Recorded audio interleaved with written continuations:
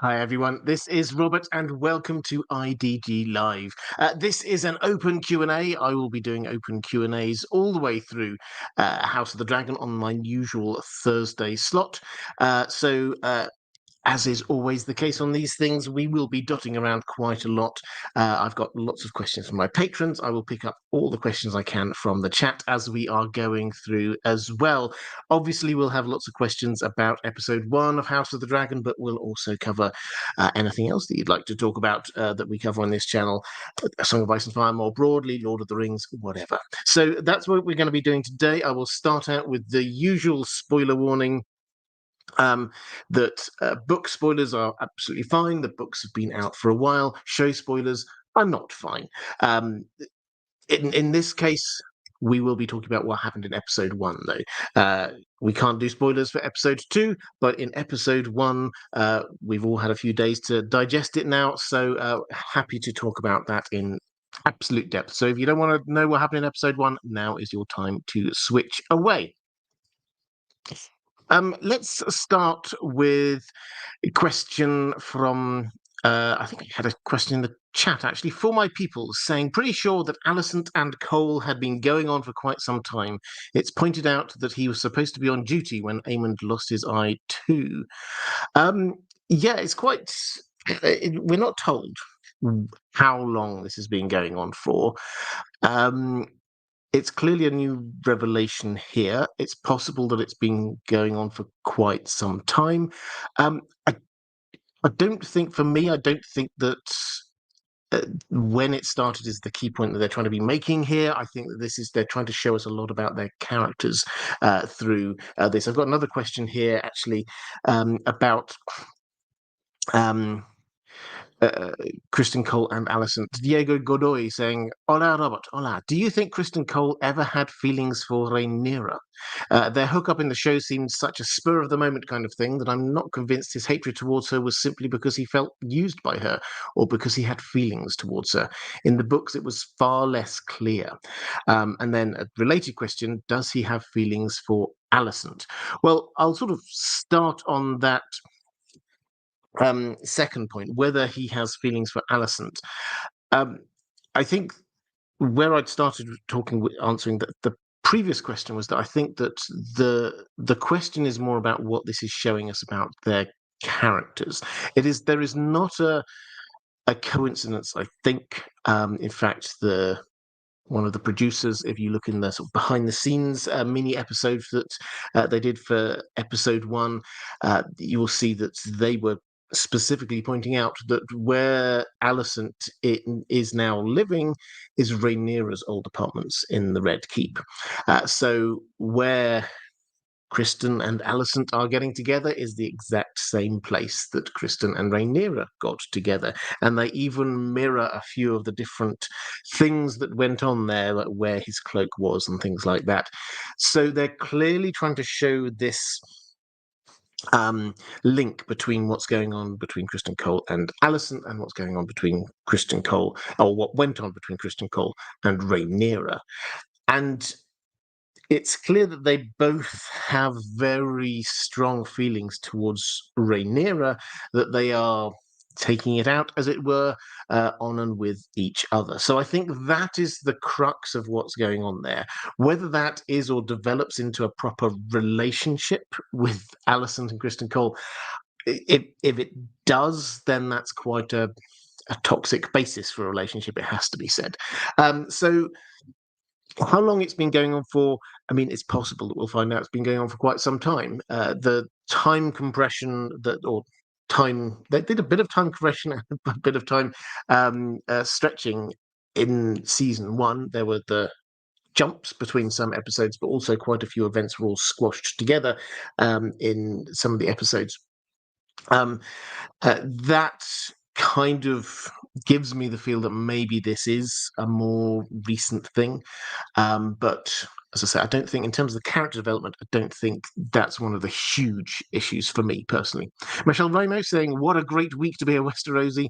House of the Dragon premiered. We got our first look at Dunk in action and the cast announcement for A Knight of the Seven Kingdoms and another cryptic blog post from George. What a time to be alive. Yeah, the cryptic blog post from George, I don't think is personally, I don't think it's that cryptic for me. There was just some more words of wisdom where he says, I can't remember exactly what he said. It was Teddy Roosevelt, the former American president, who said something along the lines of the greatest thing is to be working on something that's worthwhile. And that, for me, isn't the quote of a man who has just finished something. It's the quote of a man who was in the middle of doing something. So I personally don't take that as a particularly cryptic post. He said in the build-up to when A Dance with Dragons was published, he had a little mini rant, to be honest, on one of his blog posts, and basically said, you don't need to try and read the runes in my blog post. You don't need to try and decrypt anything. When it's finished, I will tell you. And I think that applies here as well. I think that basically, if he comes up with some kind of cryptic way of telling us that he's getting close, like with A Dance with Dragons, he referenced the book as King Kong, and he talked about wrestling with King Kong and things like that, then I think it will be pretty obvious. I think it's not going to be a matter of reading the tea leaves to try and understand what's going on. I think he will let us know. So for me, I don't think there's a huge mystery with that. But what the rest of this, our first look of Dunk, if you've not seen Dunk, they just released a set photo from Dunk and Egg, A Knight of the Seven Kingdoms. I think he looks fantastic. I really do. Have a look on my Twitter, X. If you missed that, I retweeted that picture. The actor, I've forgotten the actor's name, but the expression on his face is just the perfect Dunk expression. Kindly and yet slightly mystified by life. It just works. And the way he's set up, he's got this rope belt, everything perfect. Loved it to bits. We've also had casting announcements. We had 5 more actors named for appearing in Knights of the Seven Kingdoms.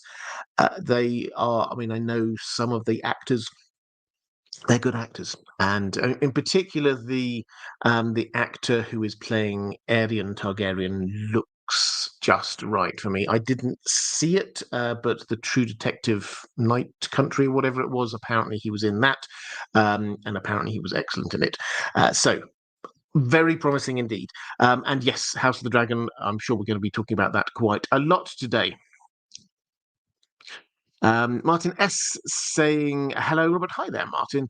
Saying, summer solstice is at 9:50 today, Greenwich time, which is 20 minutes ago as I post this super chat.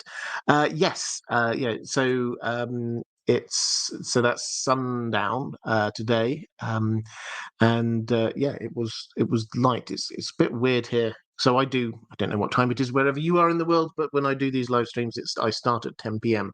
And most of the year it's dark already. But at this time of year, the sun is still out there when I start my live stream, which is a little bit weird for getting the lights right, it has to be said. But yeah, it's summer solstice today.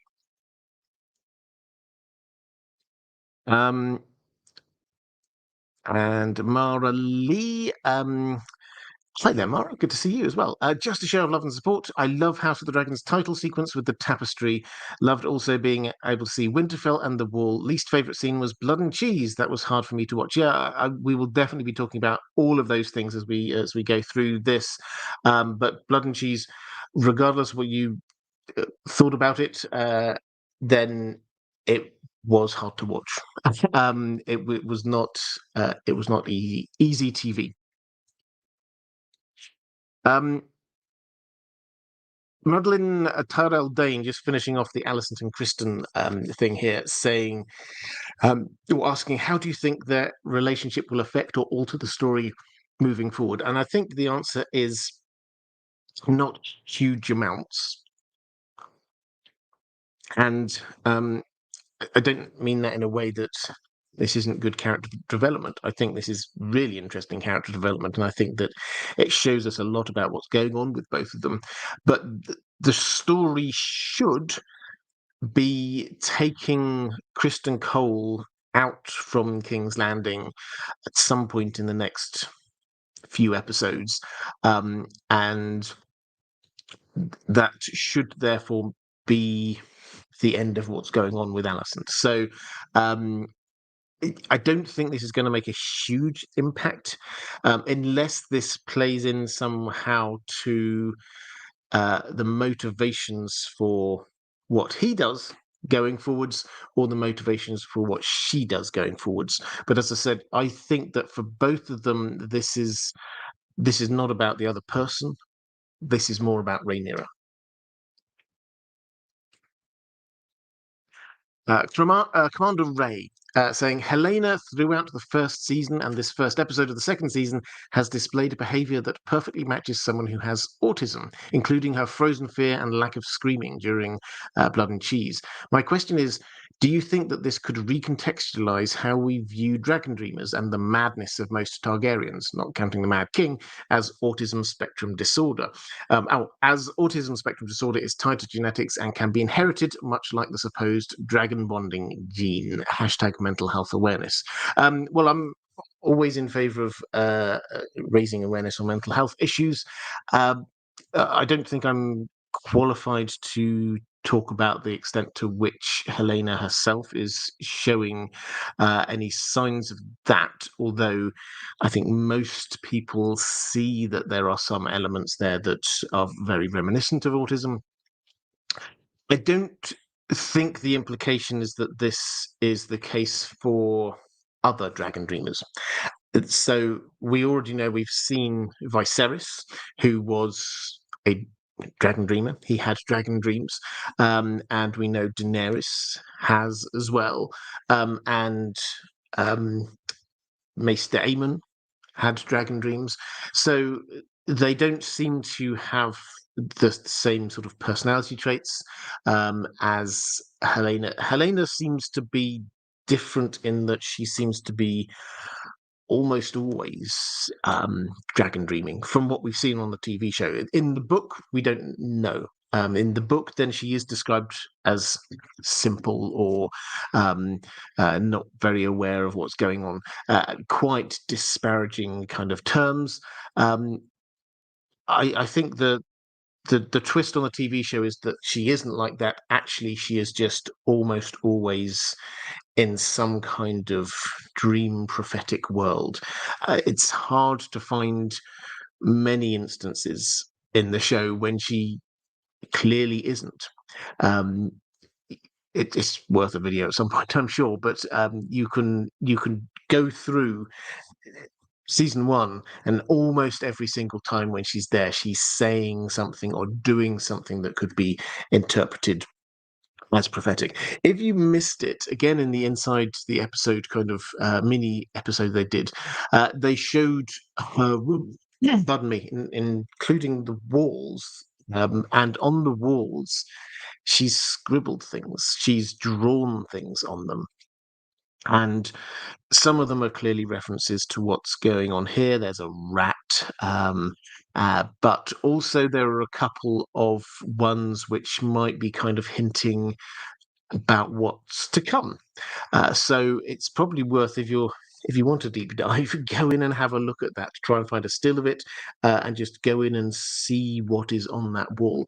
I do wonder where they're going to be taking her next, though, because in the book, Blood and Cheese really affected her, and she didn't really want to go out again after that, and she's not really seen. She sort of is mentioned a few times, but she doesn't seem to be a particularly proactive member of the household. I suspect that she will be more in the background, but I hope that they will be giving her more sort of prophetic moments as well.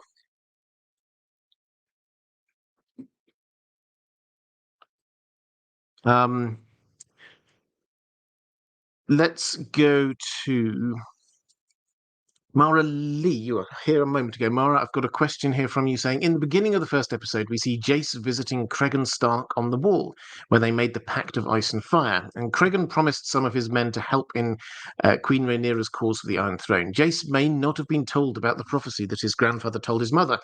but it seems that Creggan Stark knew something of the prophecy and the true importance of having a 700-foot wall.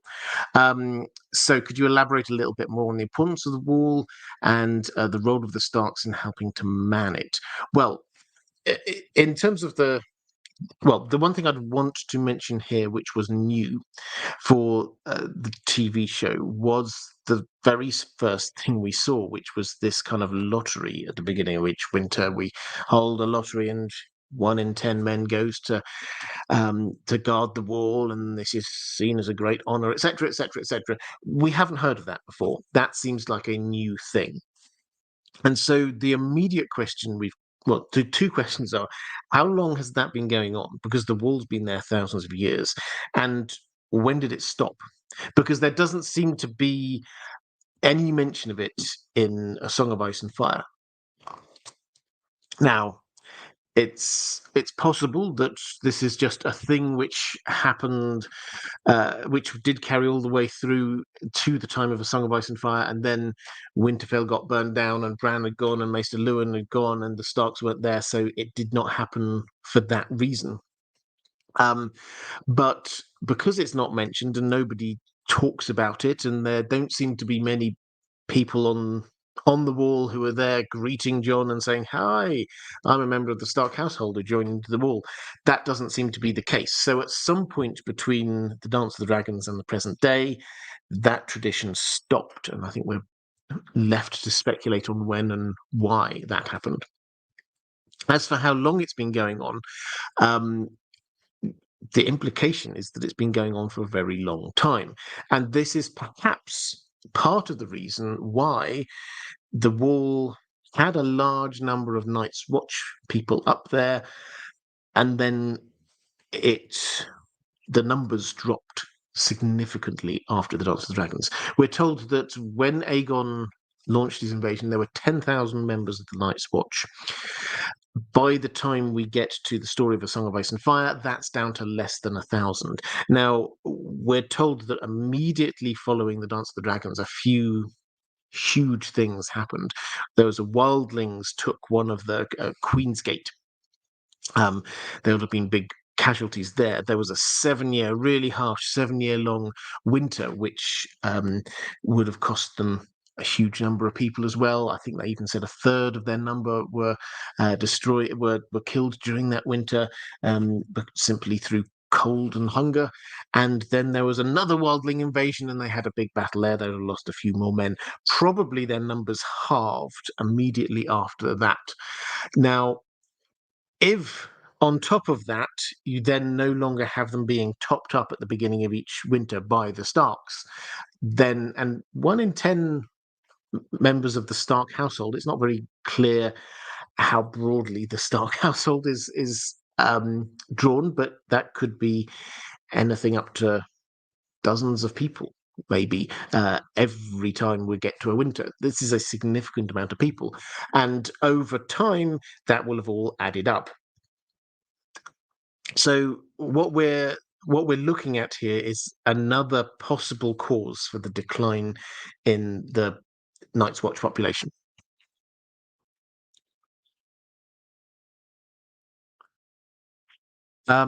Let's go to Mitra saying, "Salutations, Robert and Dan the dog. I hope you're both well." We are, thank you. I wanted to bring up a mental conundrum for which I wanted yours and the chat's help. History of Westeros did an interview where George R. R. Martin clearly states the need for show canon versus book canon.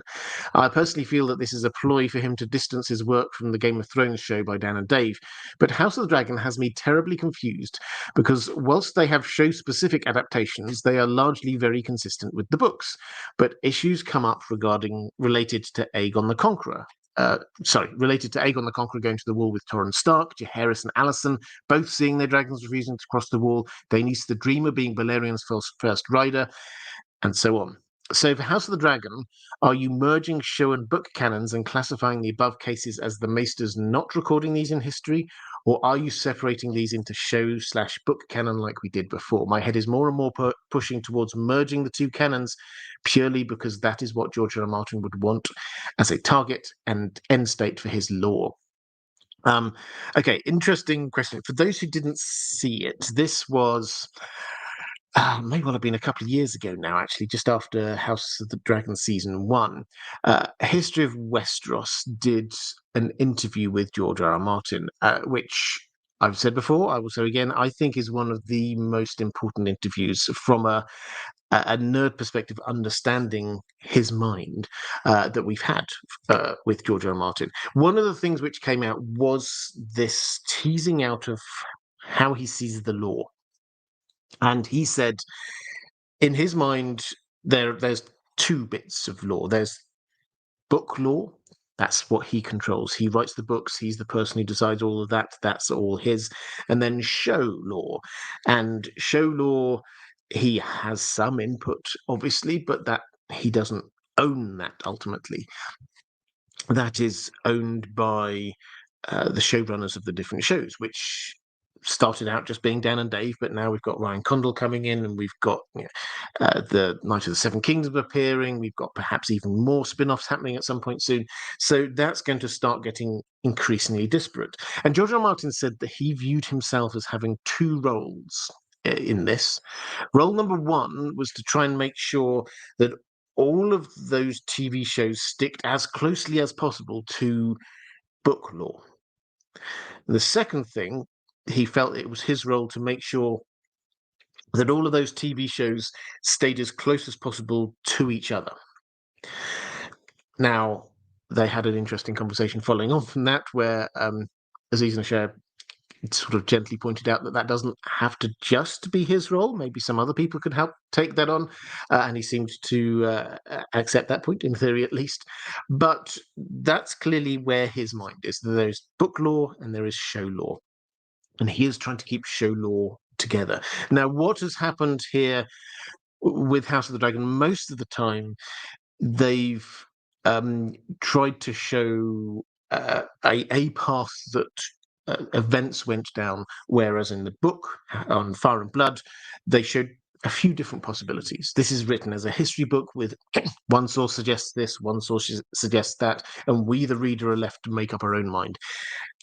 House of the Dragon is plowing a path through that. So that, I think, is fine. This could be just in the show world, what happens there.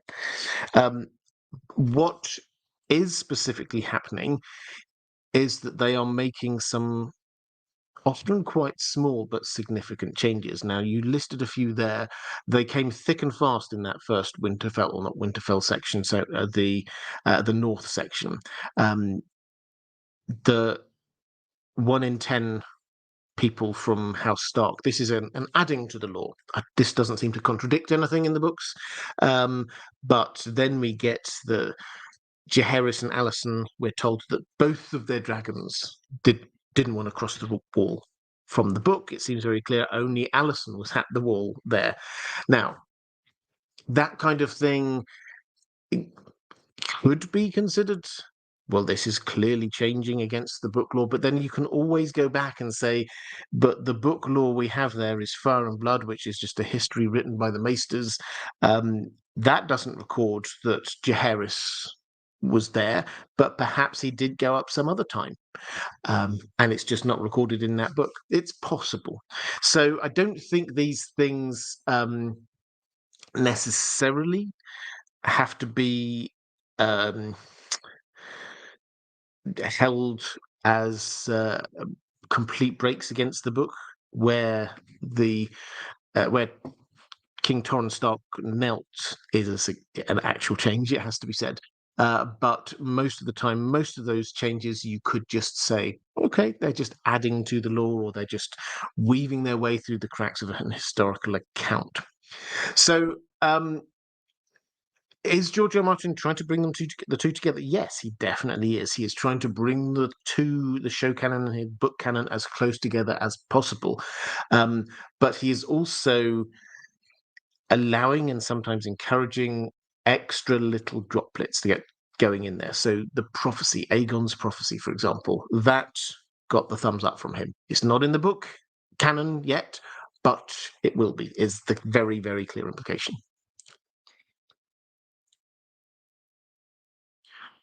Martin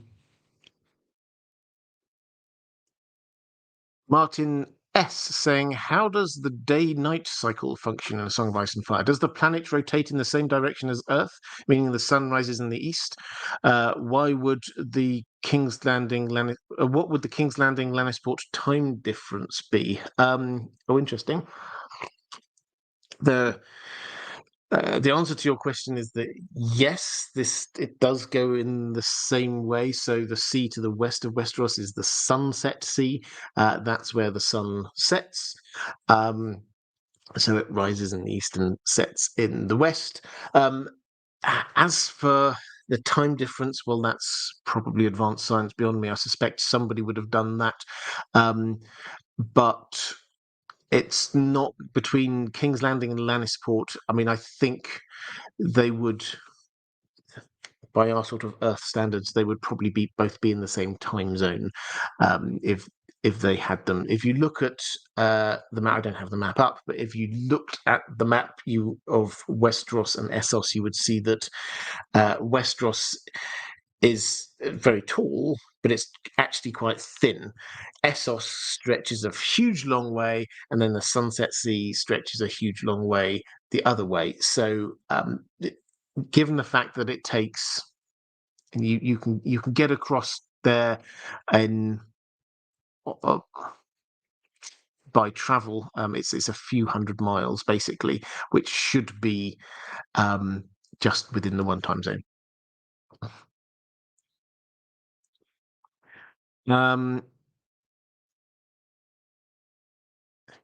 Constantine Tranov saying, was the lack of guards in the Red Keep during the event of Blood and Cheese a mere overlooked detail of the script or deliberate decision on behalf of the showrunners? I will answer that one. I've got a question about that coming up. Lady Pushkin say, do you think people generally prefer Team Black because on the show they appear more close and loving? I think in the book, people, I mean, not everybody, but I would say that the majority of people who read the book came out on the side of Team Black, in as much as they felt that Rhaenyra's claim was the right one, and therefore the Greens were trying to usurp her and claim the throne when they shouldn't have been. On the TV show, we're sort of shown this. I mean, it's hard to have kind of like main characters on this because it's such a huge cast. But if you had to sort of pick in season one the triumvirate of main characters, it would be Viserys, Daemon, and Rhaenyra. And as a result, we are sort of seeing this not just through their eyes, but they are the main characters to start with in season one. So, in a kind of directorial way, they are kind of pushing us in that direction. Added to which, yes, there's a lot of characters there who are quite sympathetic, that we are supposed to respect. Characters like Rhaenys, Laenor, we're supposed to sort of have quite a lot of sympathy for Laena as well. And the Team Green, it's harder to find those kind of characters that you look at. Helena is the sort of outstanding example, but beyond that, it's hard to find some very sympathetic characters. And Commander Ray says, Alicent and Cole are just horrible people. So I think that, it's easier to find obviously bad people as opposed to Team Black has a lot of people that you would say have shades of black and white to them. Ranibem Mitra saying, what about the huge dragon skull in Dragonstone, which we see when Rhaenyra returns from Storm's End and walks to her Black Council? Is this Meraxi's head, which Prince Nymor returns to Aegon with his daughter? If so, what does this skull being in Dragonstone, does this skull being in Dragonstone give more credence to your theory that Rhaenys' bones were indeed sent by Nymor to Aegon via Dragonstone? My headcanon says yes, because the place of Rhaenys' bones should also be the place at which retains the bones of her dragon. So, I mean, this is a heart says yes. There is, if you missed it, there is a large dragon skull on Dragonstone. Now, Could that be Meraxes? Yes, it could definitely be Meraxes. Meraxes was taken to King's Landing. Would it be possible to put it on a boat and transport it over to Dragonstone? Yes. We don't hear of that happening. And we do hear of there being a lot of dragon skulls at King's Landing much later. So the implication is probably that it stayed in King's Landing. And there should be some other big old dragons who were there, who died, who left dragon skulls on Dragonstone. When the Targaryens left Valyria, they left with 5 dragons. Now, of those 5 dragons, 4 of them died on Dragonstone. We don't know any details about these dragons, but the clear implication that these are fully grown large dragons. The only one of those originals that survived was Balerion. Meraxes and Vhagar were hatched from eggs from this batch. So it could be Meraxes, but probably it's one of the dragons that came with the Targaryens originally from Valyria.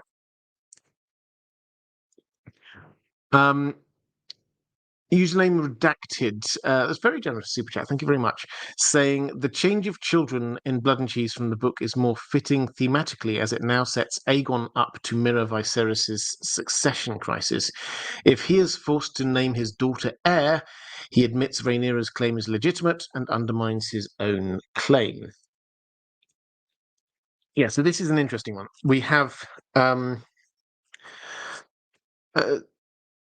Helaena and Aegon have in the book 3 children. Jaehaera and Jaehaerys, the twins, which are on the TV show, and Maelor, the younger child, who is not on the TV show.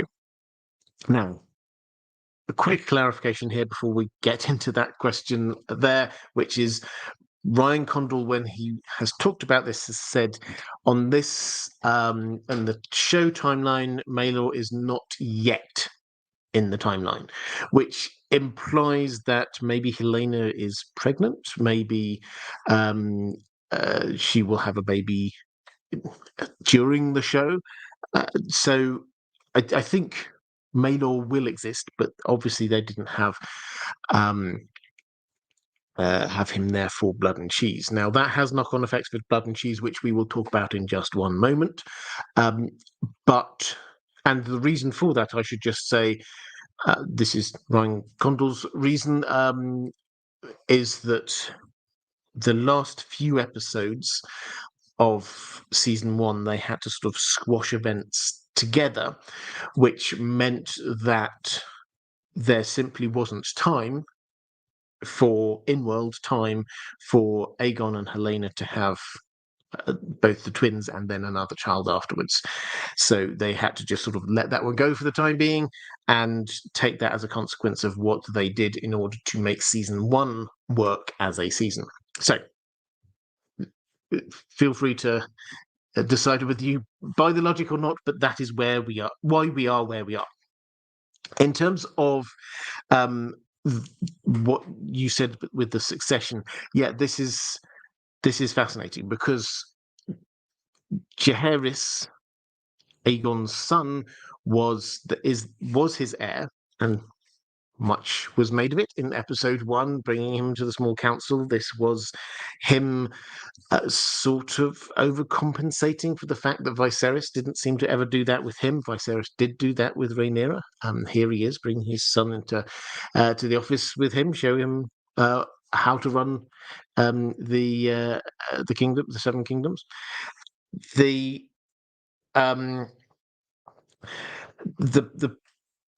point now is that he has only got 1 daughter. So if he wishes to name an heir, he shouldn't name his daughter, because that would be in some way suggesting that women can inherit ahead of men, his brother Aemond. So we should now see him say that at the moment, they might just not mention this at all and just ignore it and just carry on going, but they should say that Aemond is now next in line. Aemond is now the heir. there's knock-on effects of that as well, because that then places everything in a very odd situation that we've got. If you say Helena's not about to go out flying her dragon now into war, if we say that Deeren is all the way down in Old Town and is not about to fly his dragon into war in King's Landing, then you've got two dragons in King's Landing for Team Green, one of which is ridden by the king, one which is ridden by the heir. And would you want both of those to go into battle at the same time? That might strike you as being a little bit rash, but of course we all know what happens in the Battle of Rook's Rest. So yeah, I think it's a really interesting point here about the succession. It wouldn't surprise me if they sort of gloss over it, or they speed up this revelation that Helena is pregnant with another child. But it definitely does echo the Viserys with just having a daughter issue.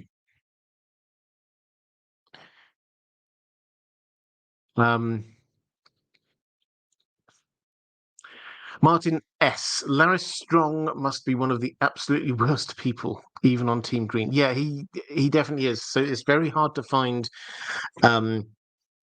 sympathetic characters on Team Green. I would definitely agree. And he's manipulative. What is interesting about Laris Strong is he's a fascinating character in the books, but he's a fascinating character who you don't learn huge amounts about in terms of their motivations.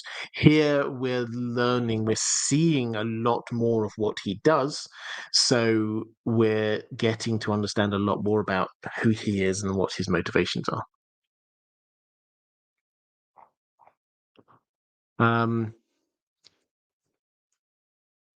Let's go to Maura Lee. Speaking of the prophecy that King Viserys told his daughter about, do you see Rhaenyra ever passing it down to her descendants?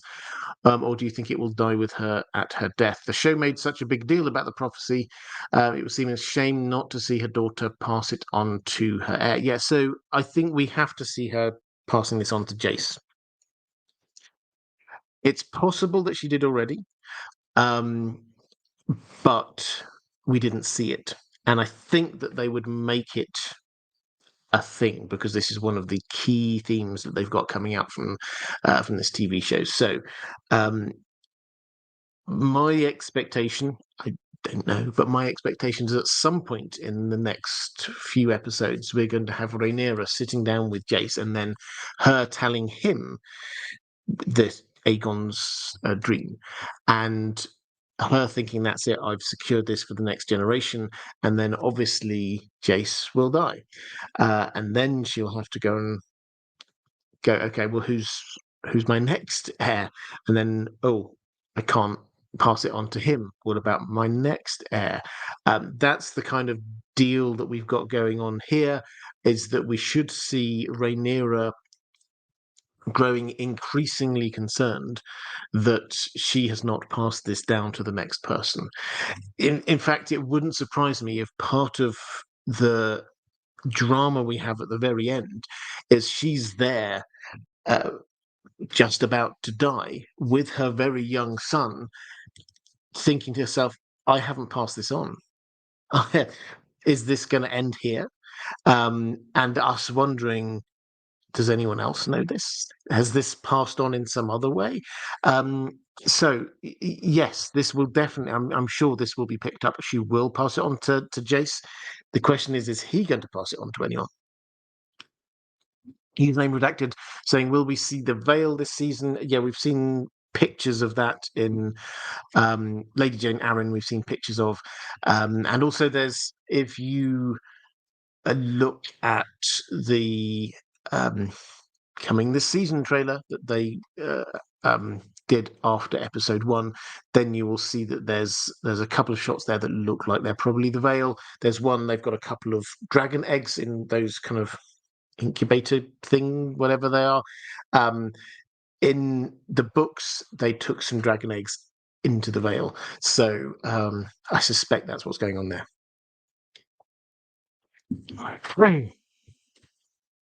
Okay, let's go to Maura again asking about the tapestry. You said you asked this or mentioned this in your super chat earlier. Thank you very much. What are my thoughts? Now, I have lots of thoughts. I sort of touched on this briefly when I did my breakdown video. If you've not seen that, that's on my main channel, by the way, my breakdown video of episode 1. So they made the decision to go with a new title sequence. Ryan Condal's come out with some very nice words about why this is, about how this is now a living history. It's a very important moment for future generations to look back on. Season 1 was all about establishing bloodlines and the like. Season 2 is more establishing this important historical moment. And so that felt like it deserved a different title sequence. I think most people would probably say, he's never going to say this, but I think most people would probably say that they didn't much like it's not. I don't think I've found anyone who hated this title sequence for season 1, but I think that most people think that the Game of Thrones title sequence was clearly epic, and I think that the tapestry is getting quite a lot of fans. Now, I've had quite a lot of fun over on X this last few days trying to decipher what each of those different bits that we see there is, which I think is something that which will probably carry on. As I understand it, the idea is that this is going to be a living tapestry, in as much as we go through the story, we will see more of it revealed on the tapestry. So when I don't know when we get the Battle over the God's Eye Lake, then that will appear on the tapestry, for example. So we should see those things, and we already see Aegon being crowned, the Green Council, the Black Council, things like that. So we should see the history that we're seeing in front of us start to get woven into that tapestry in the title sequence. The interesting thing, though, for me, is the stuff towards the beginning. Now, some of it is pretty clear what's going on. There's King Jaehaerys. Oh, who's that? Oh, that's Maegor on the Iron Throne. Here's Aegon invading. That's the Doom of Valyria. A lot of these things are pretty clear what's going on. But there are a couple where it looks, if you kind of freeze frame it near the beginning, there are a couple of bits that it looks quite clear what's going on, but the implications are potentially quite significant. So one of them, you get this character who I think most people seem to think is Daenerys the Dreamer, and because out of the back of her head comes the sort of what looks like the dreams, and this is the Doom of Valyria, and that is her dreaming of the Doom of Valyria. Great. But she seems to be cradling someone who's lying down. Who's that? And why is she cradling someone else? That's quite an interesting one to dig into. And there's also one that is before that, which most people assume is some hint about how the first dragon bonding worked. There's somebody there who seems to be holding a dagger. There's somebody else holding out hands. And is this some kind of a sacrifice? Is that what we're looking at here? Quite possibly. But if so, is that telling us that in order to create the dragon bond, they had to do a human sacrifice? Or I don't know. So there's lots in there. I hope at some point we get some kind of official rundown of what these things are. It's not that we don't know what the images are. We can see that. It's what they might imply that I think is the most intriguing bit. Paul Taylor, House of the Dragon's Green Aegon seems very similar to the Beggar King. That is Viserys in Game of Thrones. Are the only differences status and hardship? They do come across as quite similar, but I mean, the actor playing Aegon, whose name at some point soon I'm going to remember all the actors for House of the Dragon, but I'm sure someone in the chat will remember his name. I think it's a Tom, but I that's about as far as I can go. he, for me, has been doing actually a really good job of, if not humanizing the character, just showing us that there are more layers than just kind of a cartoon cutout bad guy.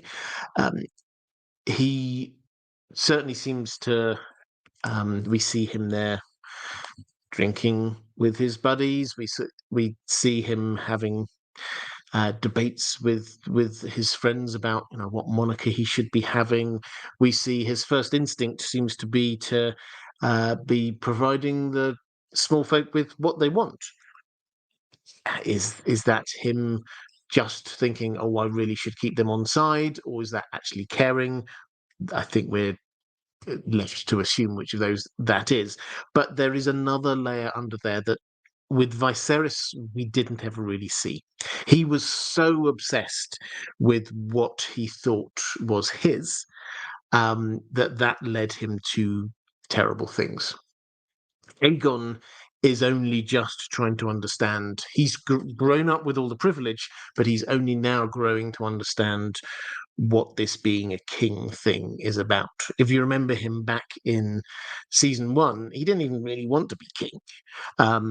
He just wanted to go and have fun and live a life of debauchery, basically. So I think that their motivations for the two of them are a bit different. Buckwan Andy, thank you for the super chat. I didn't see a question attached to that one. Do let me know if there was. One of the moderators will pick it up in the chat. People talking about the tapestry here, saying Carl Karsnock saying that it was very reminiscent of Azor Ahai and Nisa. Nisa, yes, so the person with the dagger seemed to be standing behind somebody who's making an offering. That seemed very reminiscent of Azor Ahai and Nisa. Nisa, agree. Weirwood saying the same thing there. Andrew saying it looks like the OG Dragon Bond sacrifice, which is entirely possible.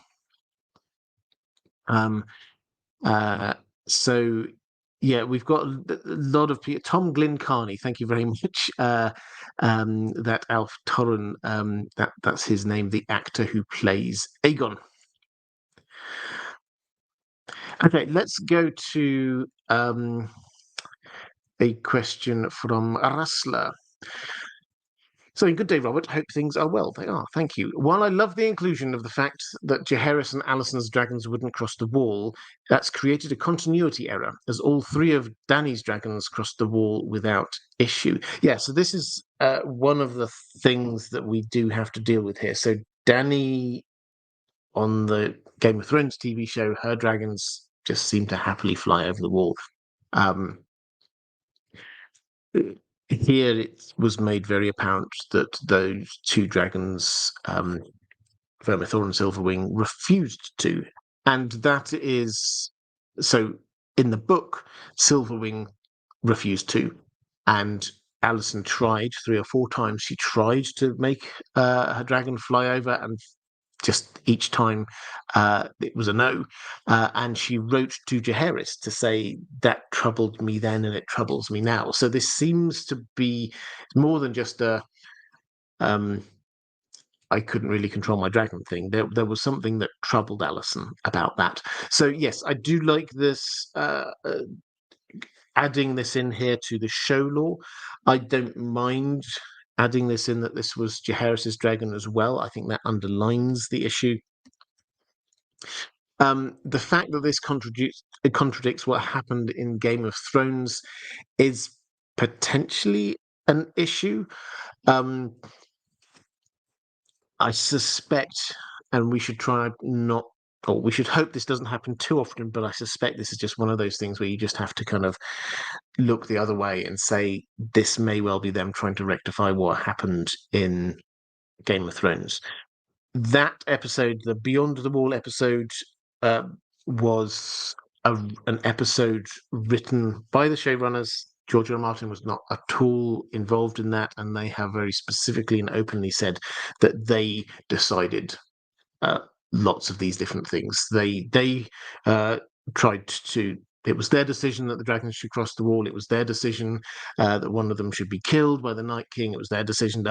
So they made it very clear that was their episode that they had written. So this may be a bit of soft retrofitting lore into that universe. A username redacted. Will we see any dragon seeds this season? We've already seen one.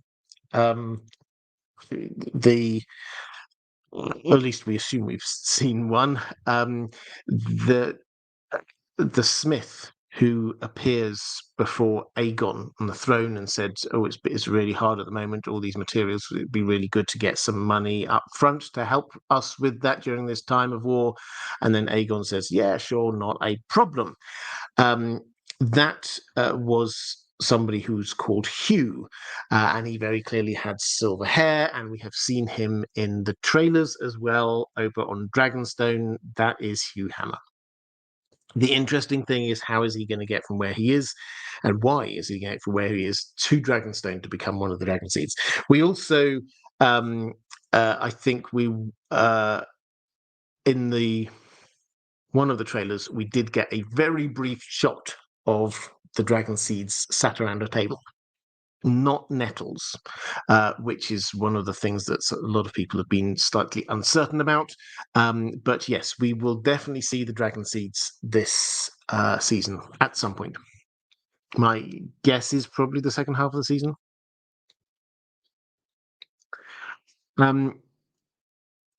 Martin S., can you briefly go through the assassination by Blood and Cheese now that it is on the show? What were Damon's exact orders in case Aemond was not found? Any difference between the novel and the show?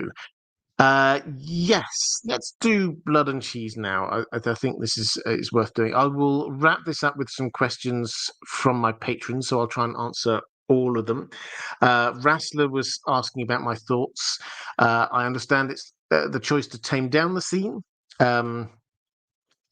But feel that the added tension and stress that could be made by including Maelor in it makes it feel like they had a missed opportunity.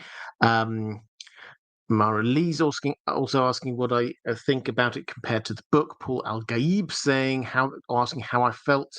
I was horrified and disgusted, but I think it fitted overall. However, I understand critics when they say it was too soft. Ty Farnsworth saying, it seems to me that consensus around Blood and Cheese in the show, regardless of opinion, is that it was a muted version of what we see in the books.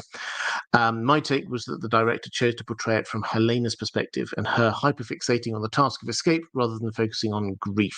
Okay, so Blood and Cheese. What I'll do is I will talk about what happened in the book, and then I will sort of try and compare that to what happened on the show and have a little think about what the reaction to this was, and a few other bits. So what happened in the book is that the rough setup is the same, except Daemon is not at Dragonstone at this point. Daemon is already in the Riverlands, and he writes, just saying a son for a son. He writes to Dragonstone, and basically he's not waiting for orders there. Like on the show, he says he's going to go off and do this. He finds somebody, this is Messalina, who in Flea Bottom, who knows some people and some ways in. Blood and Cheese get hired. They are the same, broadly speaking. We get an ex-member of the Gold Cloaks, and we get a rat catcher.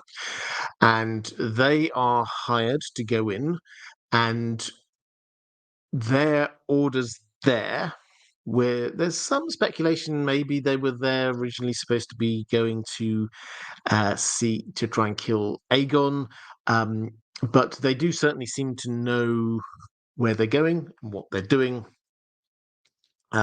They know that, so they go to Alicent's quarters, knowing that Helena brings her children to see Alicent every evening.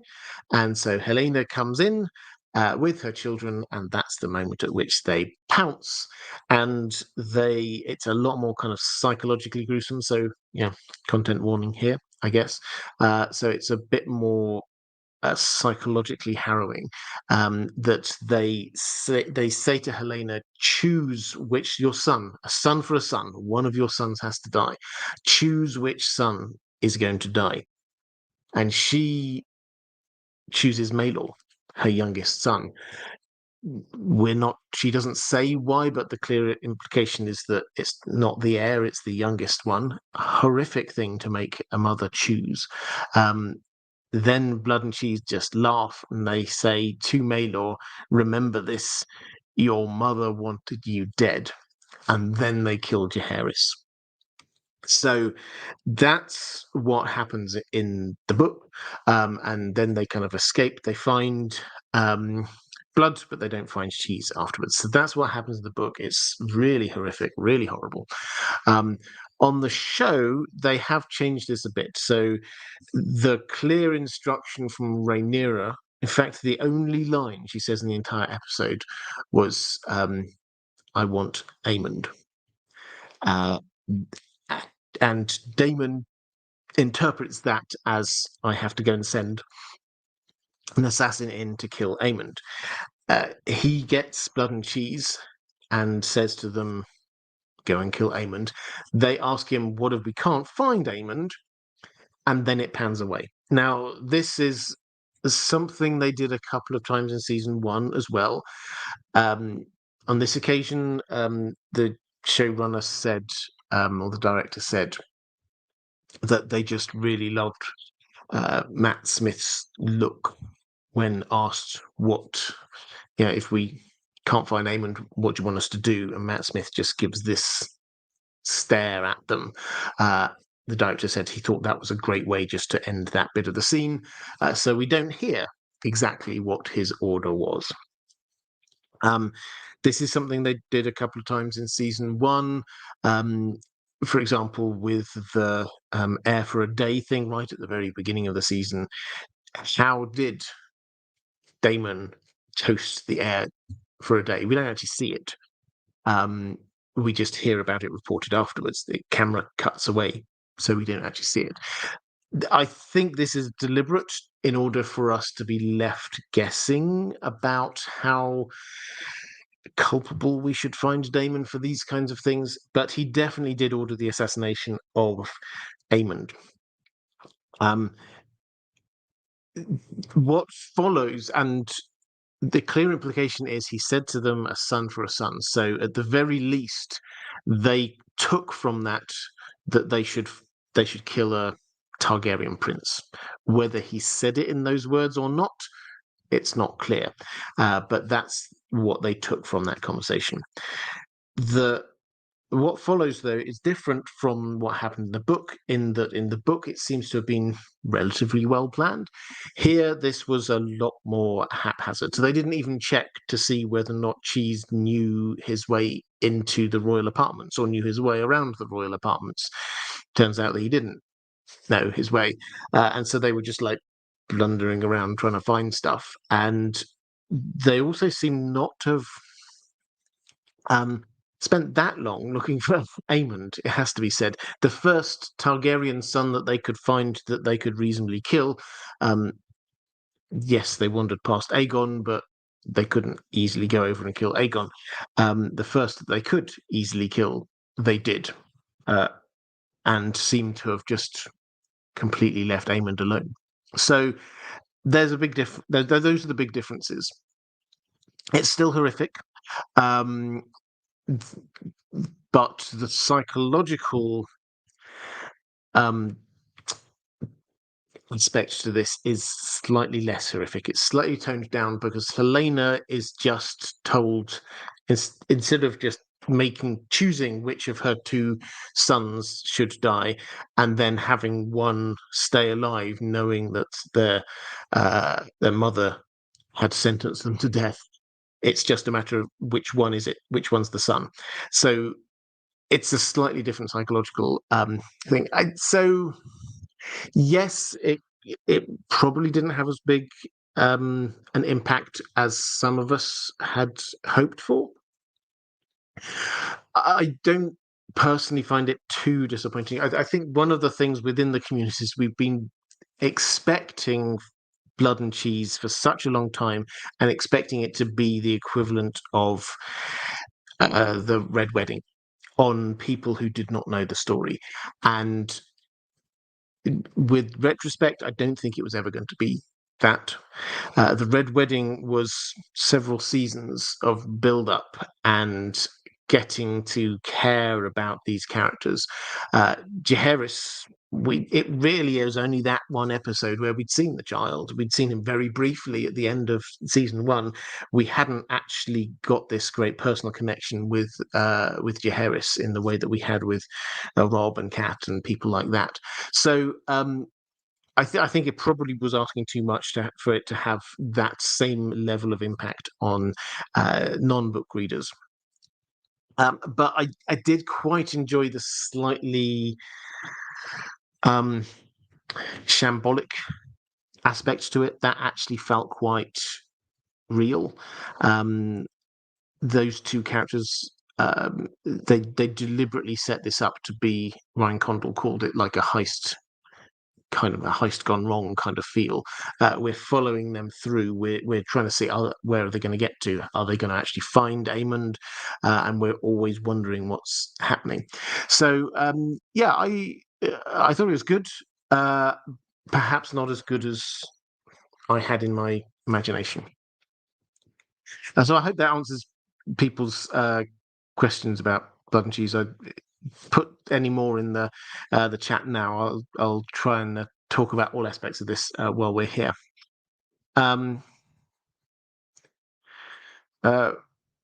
For my people saying, turns out Viserys was wrong. I'd very much like to see the tapestries now. Yes, so back in season one, if you remember, Viserys was joking that no one wants to see the tapestries. But yeah, we do want to see the tapestries.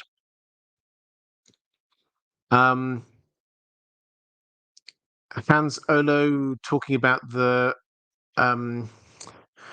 wall issue and dragons crossing the wall, saying this is talking about Game of Thrones, saying that was after the magic seal was broken, though. I don't see an issue. The magic of the wall was already broken at that point. They didn't go into the detail of the magic of the wall, but the clear implication I thought was that the magic of the wall was still there at that point, which was why they hadn't crossed. Certainly, John couldn't sense a ghost through the wall, and Melisandre thought her power was more powerful at the wall still, so the wall magic certainly seems to be up.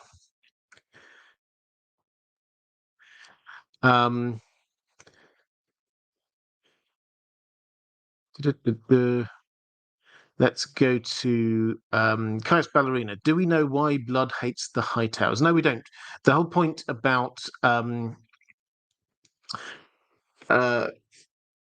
and Cheese is that they are supposed to be anonymous characters. That those aren't their names. They're just names that history has remembered them by. And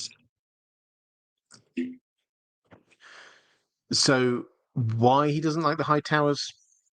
I think the implication is that maybe the Hightowers were part of why he got kicked out of the Gold Cloaks.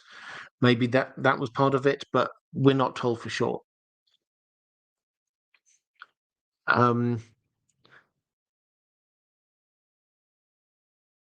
Tharas Ballerinas picking up for that Elf Torren, saying, I need to know if anyone heard what Helena whispered to herself when Aegon walked into the nursery looking for Jaehaerys.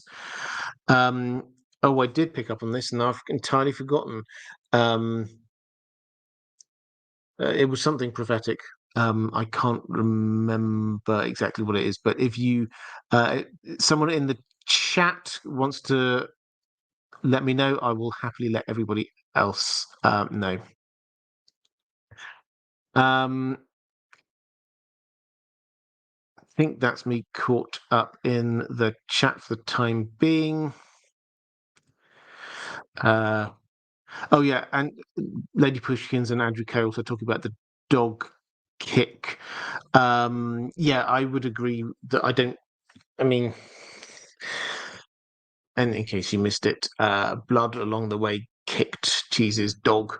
That did feel to me at the time. Oh, they're just trying to tell us that this is an evil character. I don't think it was necessary. But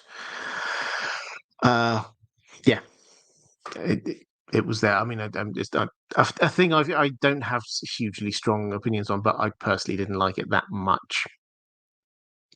Oh, Daniel Dipka in the chat saying they only want the boy. I think she mutters. Yeah, I think that was what it was. Right.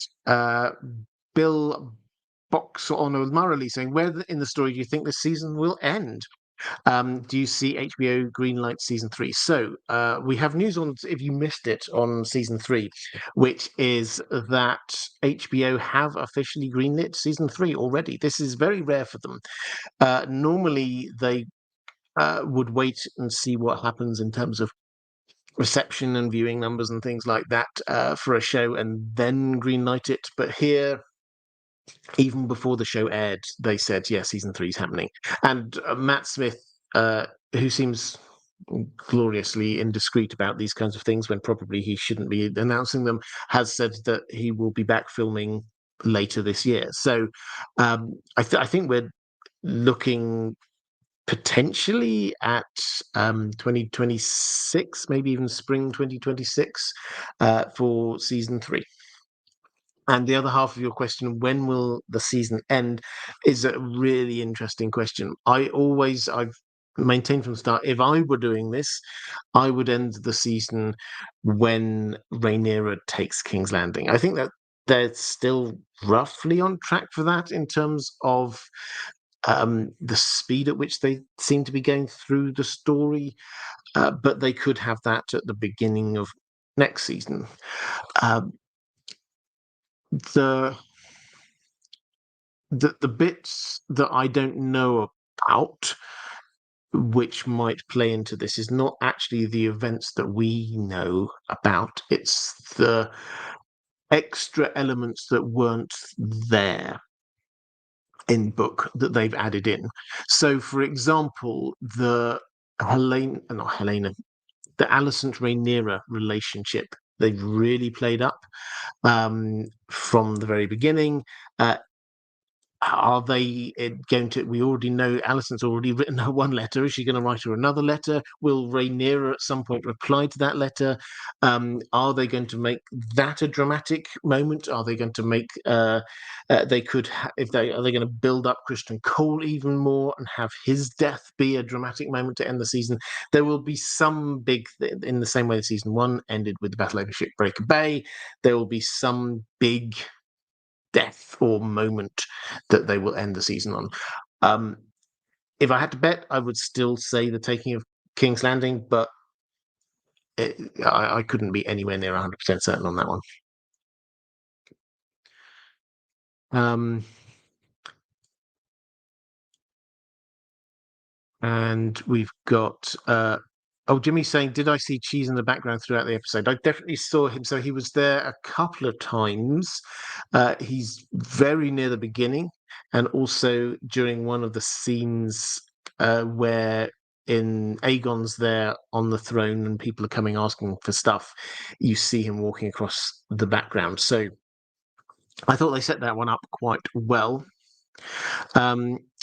Let's just take a moment to say thank you to my amazing moderators. You do a fantastic job. If you are watching this live on YouTube, if you're in the chat, then the reason why the chat is such a wonderful place, somewhere where you can share your views and know that you're hopefully safe from anyone getting flamed. That's what they do so very, very well. So if you are there in the chat, could you possibly just show a little bit of love for the moderators, because they are wonderful. And I just should say, if you're watching this live over on X, Twitter, hi to you as well. I haven't yet figured out how to interact with that at the same time as doing this. I'm a bit slow on the old technology, but I will get there at some point. But it's great to see you as well. And find a little bit of thanks as well to my patrons. Thank you. Your support is what helps me to do this. So thank you hugely. If you would like to support the channel, there's a link down in the description. Thank you very much for that. Boy saying, before the conquest, why did the Citadel send maesters to other kingdoms? Wouldn't they not want to send their enemies well-educated? Would they not want to send their enemies well-educated advisors? Okay, so this is before Aegon's conquest, when we have 7 kingdoms. Before that, there were 10. Before that, there were 20, etc., etc. Smaller kingdoms dotted around. Now, the maesters were, even then, they were in the households of the different kings and lords across Westeros, even when they had competing kingdoms. Would they not have rather kept all the knowledge to themselves? I think actually it's more, if you're thinking about the maesters as an organization that's trying to protect itself, it actually makes more sense for them to have somebody in the court of all of the different kings of the continent advising them. And it's noticeable how Old Town wasn't invaded really all that much. So it's probably better, I think, rather than saying, well, we're keeping everybody down in our little area here, to have their people out and about. Added to which, it's not talked about huge amounts, this is a massive income stream for the Citadel. They don't come free. They don't just randomly say, here's a maester, and he can now live with you forever, and you can have the benefit of all of his education and experience. The great houses pay the Citadel to have a maester. And so if that gets multiplied out over hundreds of different maesters across the continent, the Citadel gets a huge amount of money out of it. And that was your first super chat, so thank you very much indeed. Let's have a quick flick through the chat. I missed a super chat from Paul. Apologies for that. Let's see whether I can quickly scroll back and find it. Here we go. Apology. I did miss that one. Hey, Robert, love your live streams. Thank you very much. What if after the Field of Fire, Torrhen stays in the neck and Aegon attacks Dawn first? Could the North manage to stay independent? No, I think is the short answer. So the North survived. Torrhen and the Starks survived because Torrhen came south and he saw the dragons, and he'd heard what had happened at Harrenhal, and he decided the pragmatic thing to do was bend the knee. Now, there may have been another layer to that we're slowly starting to come to a realization may well be the case, but that's the reason why. And I don't think you can overestimate quite how powerful the dragons were. If the North had not surrendered, had not bent the knee, if they'd said, okay, we're going to stay here in the neck, we're going to stay in Moat Cailin, they could have held Moat Cailin against an attack from the south from an army. No problems at all. But dragons, probably. Although Moat Cailin is ancient and seems to be made from, and certainly seems to have a magical past, I think the clear implication is that too would have been melted the way that Harrenhal was. Certainly, there's no reason to think that places like Winterfell would have been able to survive when Harrenhal couldn't. So eventually, the North would have been forced to bend the knee. It would not have been able to survive as an independent nation. The Dornish managed it because they just kind of disappeared. They took huge losses, but the people just sort of kind of disappeared whenever the dragons appeared and then reappeared again afterwards.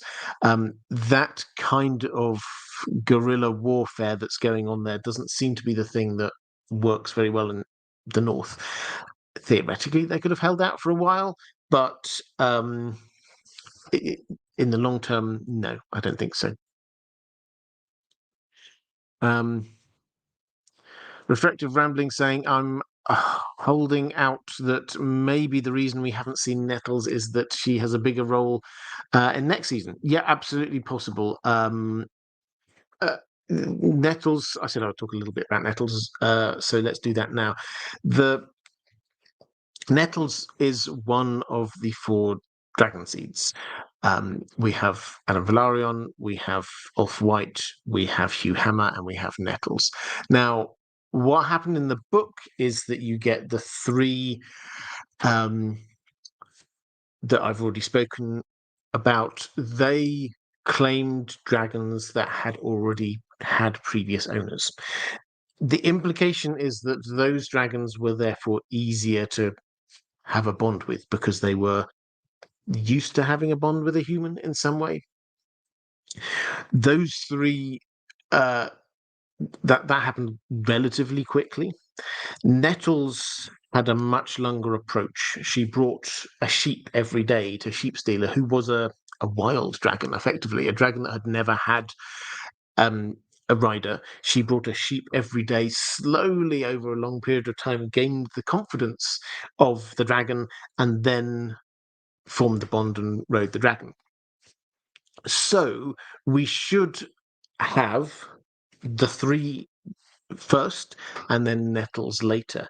So my hope, I have no evidence, I don't know, I've not seen any images, but my hope is that she will appear either later in the season than those dragon seeds, or perhaps they'll just hold her until next season. Because she is different. She should be different to those 3. Those 3, in their different ways, everyone goes, yeah, I guess they probably have got some Valyrian blood in them somewhere, somehow. Nettles, everyone's just like, well, where's she come from? Who is she? Why? How did she manage to bond with the dragon? This should call into question all the things that people understand about dragon bonding. So, if they have postponed her introduction because they want to make this a bigger thing, I'm all for that. And I had another question here. Martin S. In Memory, Sorrow and Thorn by Tad Williams, which is a great series, Parates stomps a small dog to death in front of Simon, the main character, as in, you can't do anything about it. It isn't the only time Parates is ultra evil. Yeah, so I mean, the kicking the dog thing, as I say, it's an attempt to show somebody's a bad person. I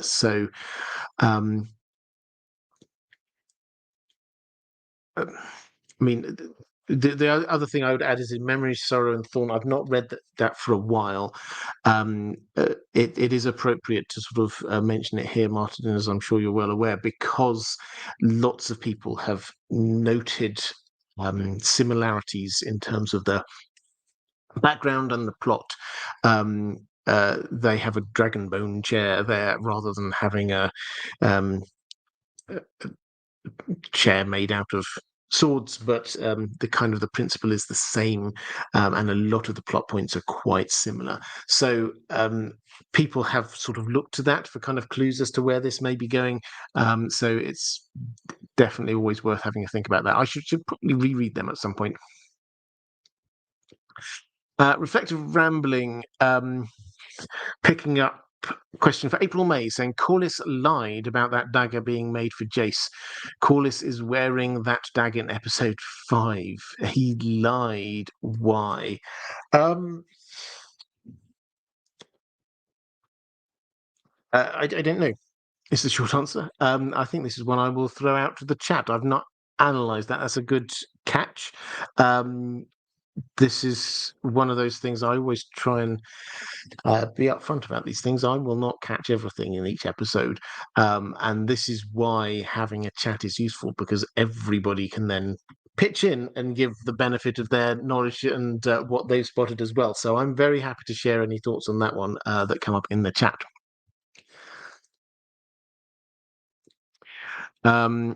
So we've got that Alf Torrens saying, I reckon the dagger is a replica of Corliss's. Okay, interesting. To be given to his heir. Raven's Oath questioning whether it's just the same pommel or design as his dagger. Yeah, so Tay saying, I think it was just a mistake by the props team. Yeah, so there are a few people coming up with the idea that this was the same or similar looking, with an idea that this could be something to be given to an heir. Right, let's go to a question from Bill Boxall saying, at the beginning of the episode, Cregan Stark says how 1 in 10 men of his household must be chosen at the onset of winter to join the Night's Watch. Is this a show-only addition? I get the impression that this tradition is no longer maintained by the time of Song of Ice and Fire, even though the Starks do still have more respect for the Night's Watch than most other houses. If it did stop, what would have caused this tradition to end? Well, I sort of covered this off a little bit earlier, actually. So I hope you saw that. But I think the headline is that we assume it's ended because we don't see it and we don't hear mention of it. It's possible that it didn't, simply because by the time winter arrived in A Song of Ice and Fire, then the Starks had been kicked out of Winterfell. So maybe that was what the end of it is. But the implication, given the fact that we don't ever hear of anyone at the Wall, and we've been many chapters at the Wall now, we don't hear anyone say, I'm here because I was in the lottery at Winterfell to come up here. And 1 in 10 members of the Winterfell household is a significant-ish number. Then you would say probably it did finish earlier than that. And when might it have finished? If I had to make a guess, and this is a pure stab in the dark, there is a period around the time of Dunk and Egg, and we will see this the next book, or the book that George R. R. Martin was halfway through writing, the novella for Dunk and Egg, had the working title "The She-Wolves of Winterfell," and that was at a time when Winterfell, the Starks, lost a huge amount of their men, basically, Lord Starks and heirs and things like that. That left. We will see this whenever we do get that Duncan Egg story. That left this power vacuum, which was filled by the wives, mothers, daughters of those men, and it's possible that that was the time at which this tradition ended. Simply because the people who were passing it on to the next generation died, and the next generation died as well, and so other people took over who didn't have this tradition passed down to them. Username redacted. Will Alicent blame Kristen or herself allowing blood and cheese to happen? Their inappropriate relationship took him away from his guard. Yeah, I'm going to combine this one. So Rassler also had a related question here, saying, during the blood and cheese scene, we see that there seems to be a notable absence of any guards through the Red Keep. Do you think this ties into the conversation earlier with Larys removing people he didn't trust, or just a production choice to allow the scene to play out how it needed? So the guards in the Red Keep and Alicent and Kristen. So to take the Alicent and Kristen angle first, the implication is that Kristen should have been on guard somewhere, perhaps outside Alicent's door, and he wasn't. He was inside doing other things. When we saw him that evening, he was talking to Aemond, and then Otto came in, and Otto basically said, go back to your post, Sir Kristen. So Otto certainly thought that he should be somewhere doing some guarding, but then he wasn't. So Kristen Cole shouldn't necessarily have been outside Alicent's. It shouldn't necessarily have been outside Helena's quarters, but he probably should have been outside Alicent's, and perhaps he would have spotted something. As we saw, they're not exactly in the same place, but maybe he would have spotted something. So, or at least been able to get them on their way out, catch them on their way out. So, will Alicent blame him? I mean, I think there will be an inquiry going on as to how on earth this could possibly happen. I mean, everybody knows that there are tunnels, so the fact that there are tunnels is probably not the issue. But it's the fact that somebody could get in and just sort of wander around the private quarters without them being stopped. That is definitely an issue. But above and beyond Kristen Cole, we do have to say, what about the other guards? There did seem to be a bit of a lack of guards. There were some there in the throne room around Aegon, but in that central courtyardy area and outside the doors of the royal family, nope, there didn't seem to be any guards. Perhaps that was just a production decision that they wanted to make it easier for them. But I think perhaps there's also an element here that this shows us that Team Green is not functioning well. Team Green had every opportunity at the start of this war to do things, to start and end the war very quickly. And we see Otto moaning about this a little bit, actually, in that first episode. Mistakes were made, etc., etc. But they don't seem to have sorted this out at all in the aftermath of it. They're not really doing anything. He's writing a few letters to people. They're not really getting on the front foot and doing anything in particular. And they also don't seem to have much by way of a care about security. Laris just sort of comes in and sort of mutters to Alicent, I've dealt with a few people who are not, who are a bit suspect. But that doesn't, which incidentally, that does make you wonder, that clearly wasn't that effective, Laris. You didn't, if your job was dealing with security, you didn't do that very well. But they haven't sat down and thought about this, it would appear, as a council. They're sort of chatting away about other things, but not really thinking, oh, well, maybe how will they react? Maybe they'll send an assassin. How do we make sure that everybody's guarded at all times? That thought process doesn't go. It does seem very dysfunctional in Team Green. Let's go to a question from, I think I'm caught up in the chat. Agree. Weirwood saying Otto blamed. Yeah, well, I think there's going to be a lot of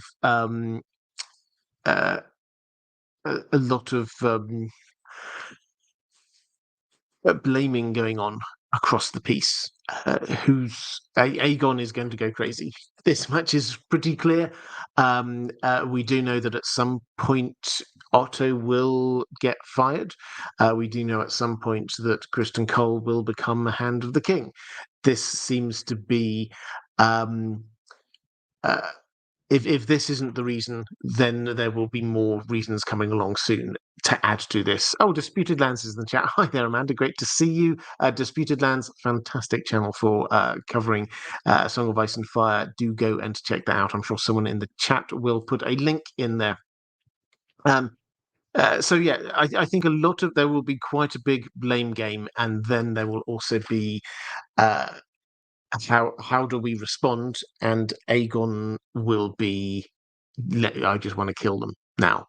That's going to be the response. And so what we're going to see from Team Green is what we've already started to see in episode 1, which is the factions that are already there are kind of going to start forming and reforming into who are the people wanting to play this kind of like more diplomatic, longer game, which is people like Otto and people like Alicent, and who are the people who are just want to go out there and attack people like Aemond. The interesting one here, and this ties into the question we had about Alicent and Criston Cole, is that Criston Cole in the book seems very much wanting to just go out there and attack things and fight things. He seems less gung-ho on the TV show, it has to be said. Perhaps because of what's going on with Alicent, we'll have to see whether that plays into it. But certainly in the book, he's a lot more, we need to go out there and start killing some people.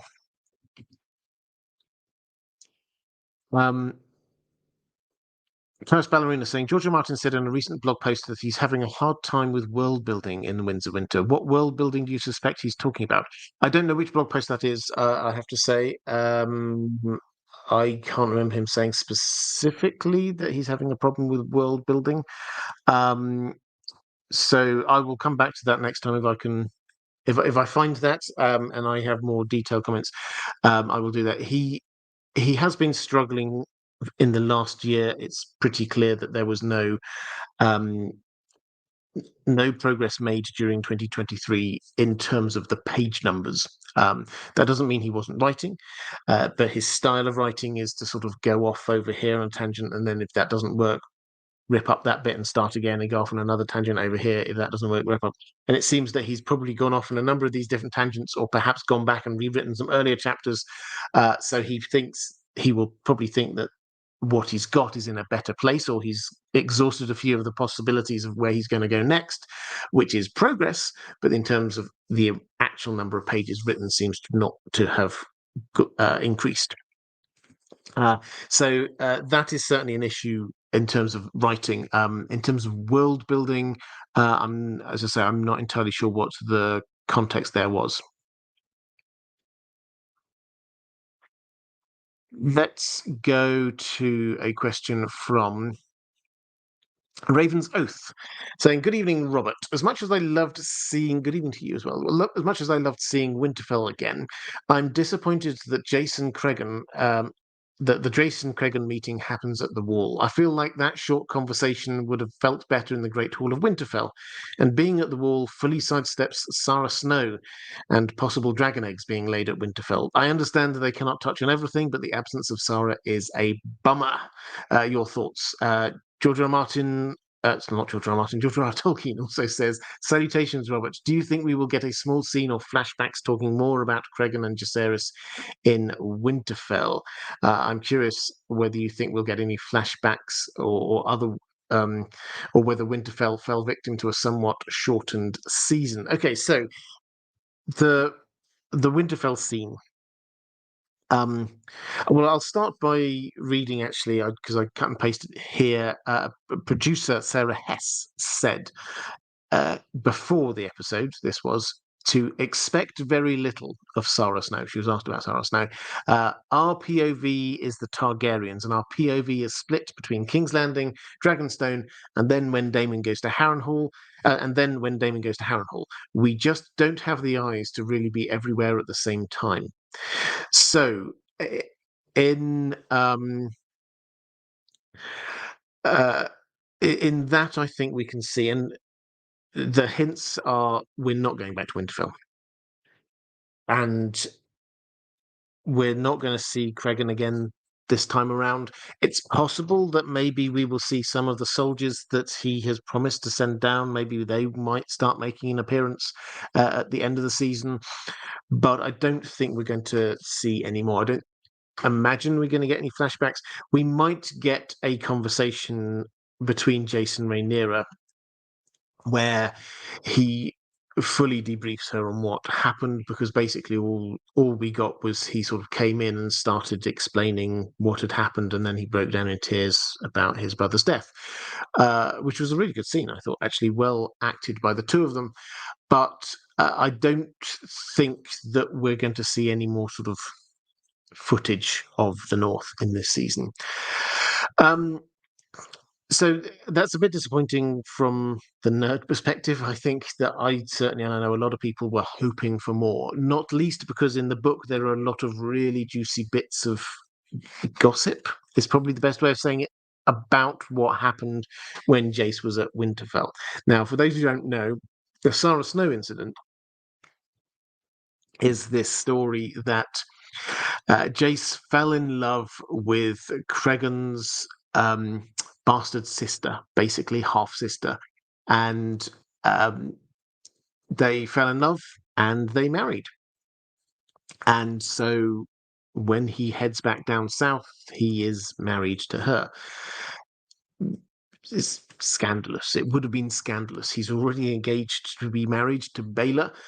We don't hear any more of it. We don't hear any more of Sarah Snow anywhere in A Song of Ice and Fire or the wider works. We don't hear any hint of him mentioning this. We don't to anyone when he gets back down to Dragonstone. Nor do we have any obvious falling out with him and his betrothed or his betrothed's family. So the implication is that perhaps this is just a story. But it's disappointing that we don't get that, at least a sort of a nod in the direction. There's also a story that maybe Vermax laid some dragon eggs there.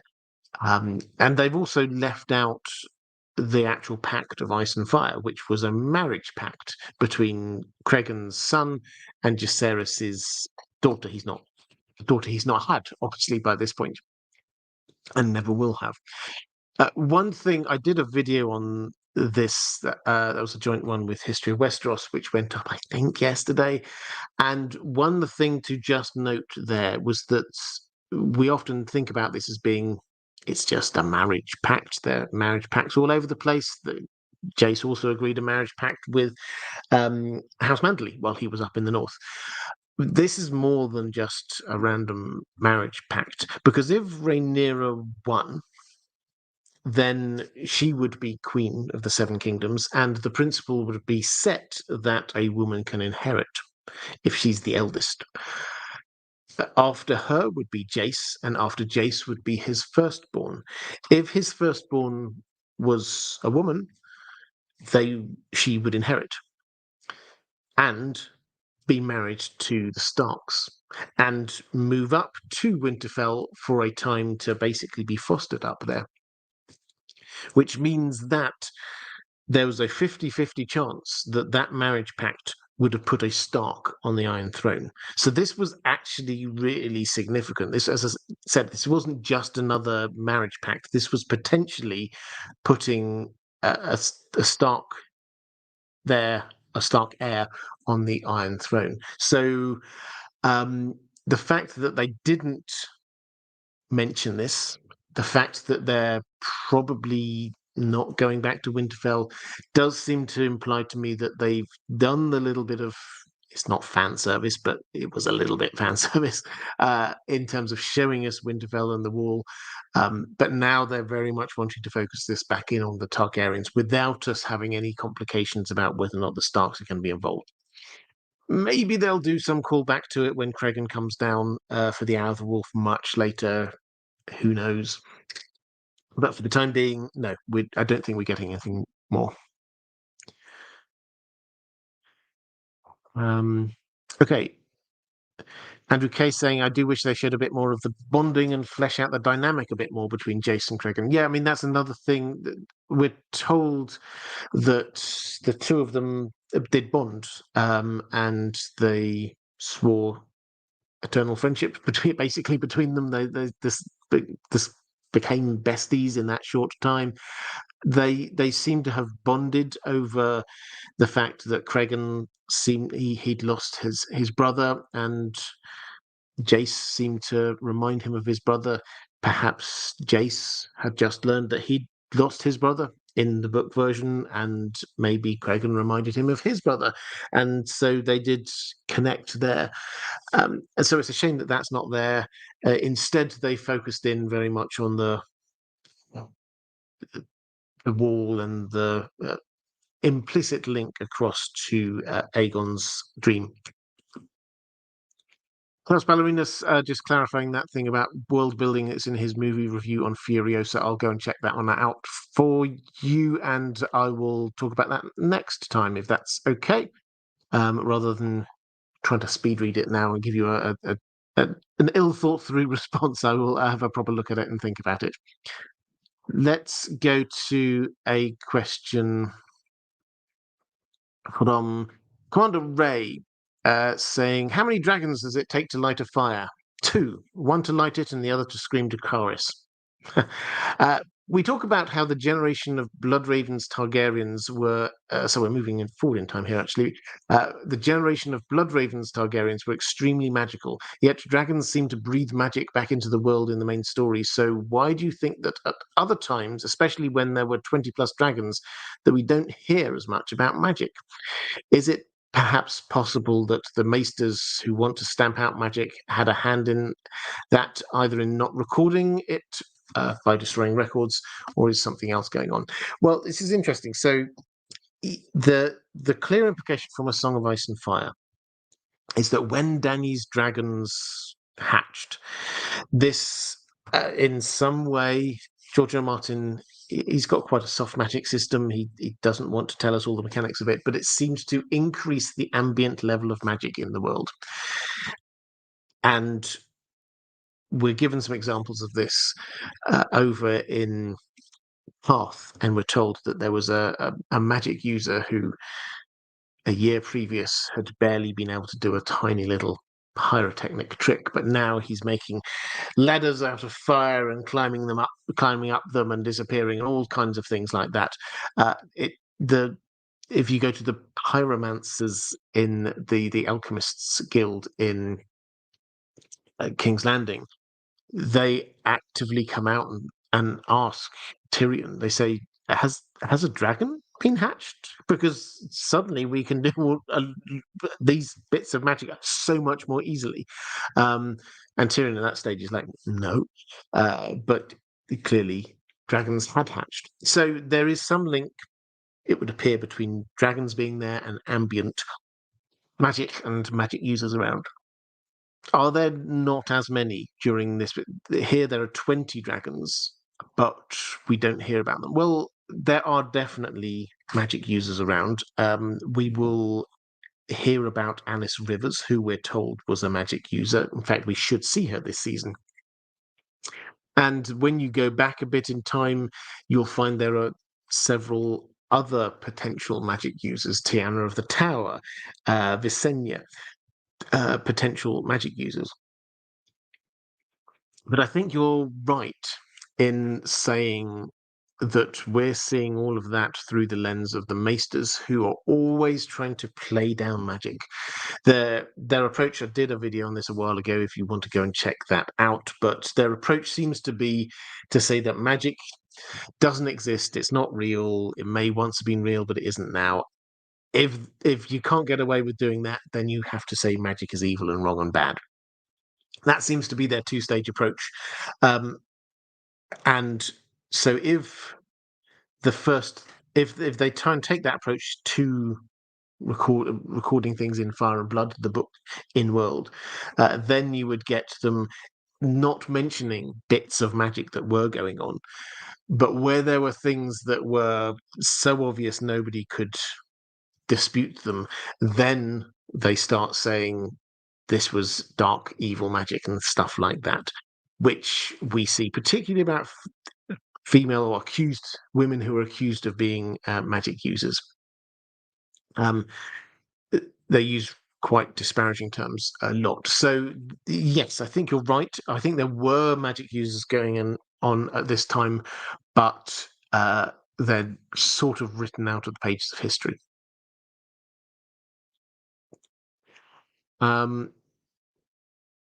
Let's go to George R.R. Tolkien. I wanted to ask about a small detail in Blood and Cheese. Right after they ask Helena which one is the boy, she takes a second and stares out into nothing, and then almost gets taken over for a split second and points without even trying. Do you think she saw a vision of what they would do if she didn't tell them, or possibly was she having a deja vu? from dreaming about this happening before. I think the implication is the latter, that she's seen this somehow. She's been muttering about it. She's drawn it. If you look at her prophecy wall, you see that she's drawn it. She's talked about how she's scared of the rats. She has seen this in different ways. And so she's now just sort of living through this. And her pointing, she seems almost surprised that she's doing it. It's almost as if she's reenacting what she's already seen happen. So yeah, it's a little bit timey-wimey, but I think that is what is going on, and does add this extra layer to the kind of Dragon Dreamer thing. Do they therefore live through? Do they experience this again for a second time? Which is one sort of tragic other bit to this, is the Geer and Helena link. So much later in the story, Geer, the daughter who was there, who wasn't killed, she falls from a window in the Red Keep. And when I say falls from a window, the very clear implication is that she's pushed from a window. Helena similarly falls from a window. She might have been pushed, but it does open the quite troubling idea that she sees what happens to her daughter, and she just kind of acts through that as well. It's a horrible thought, but that's one of the kind of the implications of what we're getting here with Helena. It's not just that she goes to sleep, she has a prophetic vision, she tries to write it down afterwards and then carries on with her life. She seems to be living these things.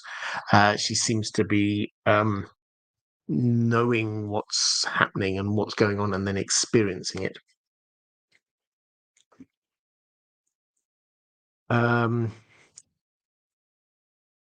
Let's go to Commander Ray. This is we're starting to move away here from questions about House of the Dragon and into broader questions about A Song of Ice and Fire and other things. So now's a good time to drop any more House of the Dragon questions in the chat.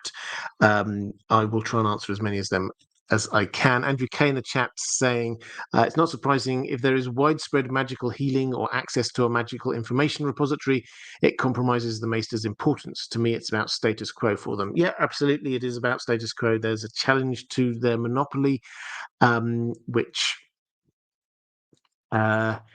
is their Disputed Lands clarifying magic was not completely gone from the world after the dragons died. Absolutely, and I think the one thing which is kind of actually hinted at in the question there from Commander Ray, with sort of the Blood Raven generation, particularly the dragon dreaming, did not die out. There definitely was dragon dreams happening. We get Maester Aemon, who we see in A Song of Ice and Fire. He says all of his brothers had dragon dreams, and the dreams killed them all. So all four, and we know he did, so all four of those siblings had dragon dreams. Bloodraven was a magic user. Charis Seastar was a magic user. There were lots of magic users around at that time. So it hadn't disappeared, but it seems to, the way I've always understood it is that it's something to do with the kind of ambient level of magic. Where are we at in when dragons come in? Everything gets boosted up. When they're not there, it's dampened down a bit. It doesn't mean that there's none. It means that there's not as much. And yeah, Disputed Lands, Bloodraven was using glamours. That's just one example, indeed. Let's go to the question I was going to do from Commander Ray. This is one for the chat, I think, as much as I think it's a fantastic question. If you had to fill out the Fellowship across over here with Lord of the Rings with 9 members from any point in the Song of Ice and Fire, which characters would you choose to take the ring and destroy it? Which is a really fun question. So I'd love to know your thoughts in the chat. I will throw a few out here, and I think the obvious place to start is with Sam. Everybody needs Sam. And so I think we'll take Sam Tarly along with us, definitely. I think given Jon Snow is, I think, being set up to be a sort of a Frodo figure by George R. R. Martin, as well as having this Aragorn outer shell of being this prophesied king who grew up. Nobody knew that he was a king, but now he's going to come up and save the day from the evil bad guys. That's the kind of the shell that we're presented with about Jon Snow, but inside he's Frodo, who's doing the right thing despite the great weight that it places on him. So I think I definitely have Jon and Sam. I think I will take Arthur Dayne along just to have a really good fighter. But after that, I'm going to throw it across. I think we need a Gandalf figure. And I'm trying to resist saying Bloodraven. But let me know in the chat who you think would be good in the Fellowship. Daniel Dibka saying Dolorous Ed, Stannis Nimbledick. My Fellowship will be fun. Yeah, actually, well, this is interesting. If you're looking for George R. R. Martin kind of nods to the Lord of the Rings, there are plenty out there, but you get amongst Jon/Frodo's gang of friends, you do get a Pippin, and you also get Dolorous Ed. Now, that is sort of the opposite, surely, of somebody who's very merry. Is this deliberate on his part? Perhaps, I don't know, but it's definitely there.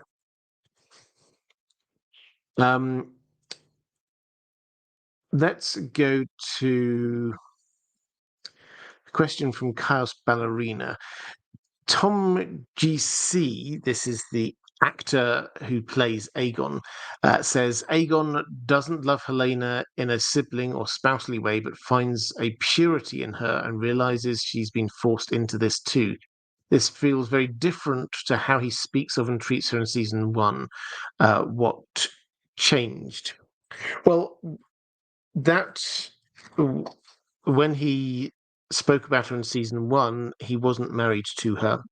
She was just his sister, and there was a conversation with Aemond about who needs to do their duty, and Aemond is basically saying, "Well, I would do it," and Aegon is seemingly less keen. So what changed? I think he married her. Is what changed, and he's also a bit grown up. So I think the actor there is talking about season 2 post coronation Aegon, and he is a lot more aware at that point. This is a big thing to be suddenly crowned king. Is a massive thing, and I think that he is probably doing a bit of self-reflection. He doesn't seem like a very self-reflective kind of guy, but a bit of self-reflection to go, well, this wasn't what I chose, but I'm going through it anyway, and there are some downsides and there are some good sides and some upsides. And I think in particular he will realize with the death of his son, who he seems not to be particularly close to. Just note the fact that in that scene we had in episode 1, when he comes in and he's like, first of all, he seems uncertain which one, whether that is his son or his daughter, and then it's like, where is my son? It's like, where he always is at this time. He clearly has no idea. But he seems to be trying to rectify that. He seems to be trying to bring his son in and teach him how to be a ruler by bringing him onto the small council. There's he's not perfect. I'm not trying to big him up and say he's being a good dad or anything, but there's evidence there that he has had a slight change of thought process since he became king. Martin S saying, I might have taken Barristan Selmy as supporting the Fellowship. Experienced, honourable, trustworthy, and a good fighter. Yeah, I think Barristan Selmy would be an excellent person there. So the other thing with the I think you would probably want with your fellowship is you would want to make sure people who are probably less likely to be corrupted by the ring's presence. And I think that certainly someone like Sir Barristan would be less likely than someone like Cersei, say, to take a slightly more extreme example. So you have to care about who's going to be a good fighter, but also a good character. Fletcher Rambling suggesting Oberyn for Boromir. Okay, Black Alley for Legolas. Yes, good with the bow and arrow. I get that. Beric for Gandalf. I mean, he has the resurrection part down. Yep, good point there. Yeah, keep these coming in. I'll sort of dip in and see whether we've got any more. Baelor Breakspear for Aragorn. Yeah, interesting. Raven's Oath suggesting Brienne, Jamie, Balon Swan, Great John, and Garland Tyrell winning every fight. Yeah, absolutely. I think Brienne's a good shout, definitely. Let's go to DickCrabb'sSquire saying, what is the importance of House Fossaway? I've noticed, like many, that Westeros is basically Great Britain as a continent. I've also noticed that if you laid Great Britain over Westeros, House Fossaway lies about where the old Roman road, the Foss Way, would lie. Well, that's a really interesting observation. I'd not noticed this. So for the Foss Way, for those who know their British or English geography, the Foss Way was a Roman road which went from Exeter to Lincoln. Now, that is sort of from the southwest up in a kind of northeasterly direction.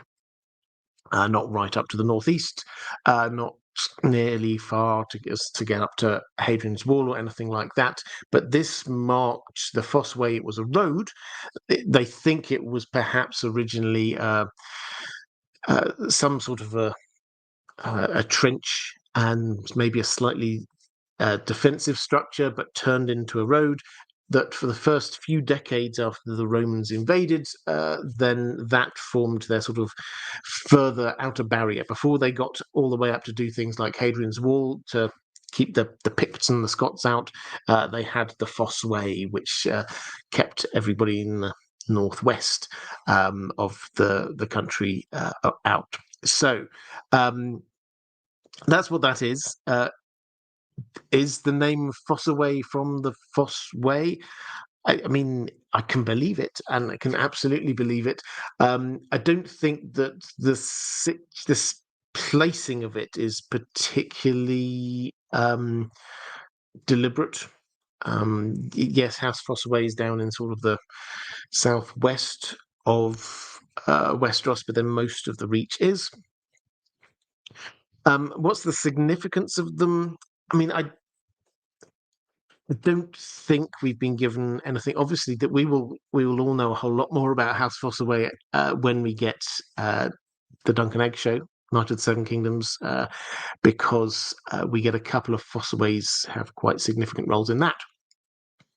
But in terms of sort of the broader scheme, they're never presented as anything much more than being a significant house down in the Reach. So I don't think there's a particular magical significance to anything. One thing which is noticeable, though, is that they are a First Men heritage house, which is relatively rare down in the Reach. A lot of houses in that part did become Andal, or at least part Andal, but the Fossaways seem to retain their First Men heritage. Kofi Amankwa, book spoiler. Book spoilers are fine here. Do not worry about, but the books have been out for a while. If Adam of Hull is Corlys's son, how is Adam a dragon rider? Valarians aren't dragon riders. So yeah, good question. I think it's reasonably apparent to me. I don't know how they're going to do with this on the TV show, but in the books, it's apparent to me and most other people who read it that very probably Adam and Alyn of Hull are Corlys Velaryon's bastard children. Adam bonded with a dragon. Alyn didn't. Tried and failed, incidentally. Now, how can this be? Well, you're right that House Velaryon are not dragon riders. Historically, they weren't. When they're back in Old Valyria, they were a Valyrian family, but not one of the 40 dragon riding families. However, the Velaryons, when the Targaryens came over to Dragonstone, they had sometimes they had to marry other families, and there were two other Valyrian heritage families nearby: House Celtigar, who's quite small, and House Velaryon, which was more significant. And so the house they have married into most is House Velaryon. So the Velaryons now have got a streak of Targaryen ancestry in there as well. So that is there, but it does also add up, also hint at this thing that we have with Nettles, is that we don't know in the book. Maybe they'll try and clarify it on the show, but in the book, nobody knows where she's from. Nobody knows what her heritage is. The kind of, I mean, it's written in quite a condescending, derogatory way by the Maesters. She's described as being a little brown girl. The clear implication is that she doesn't look like a Targaryen. Quite the opposite. She really doesn't look like a Targaryen. Now, you don't have to look like a Targaryen to have some Targaryen ancestry in you. Jace, for example, his mother's a Targaryen, but he doesn't look Targaryen at all. So maybe she has got some, but maybe she hasn't. The very first dragon riders back in Old Valyria, as far as we can tell, they bonded with dragons roughly the same way she did, offering up sheep, building trust in the same way that you might with an animal, a horse or whatever. There's an extra layer to it, but that does seem to suggest that maybe the need for the Targaryen ancestry is overstated, is probably the wrong way of saying it, but it's not the be all and end all. One thing which is always worth remembering: we think about Dany in the main story, Daenerys, as being like this archetypal Targaryen. Of course, she can bond with her dragons. She's a Targaryen. Other people aren't as Targaryen as she is. She is at most, if you look back at her sort of ancestry, she is at most 1/8 Targaryen because of where she's come from. There's a whole load of Blackwood ancestry to her, for example. She comes across as Targaryen, but she's not 100% pure Targaryen. So to apply that back to Adam of Hull, the fact that he is not directly Targaryen actually isn't the big issue here.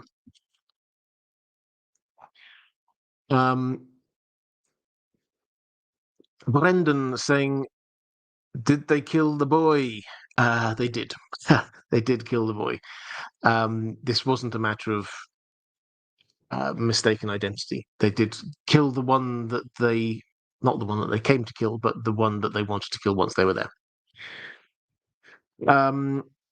The Son of Ice and Fire saying, "Hello, Robert. Hi.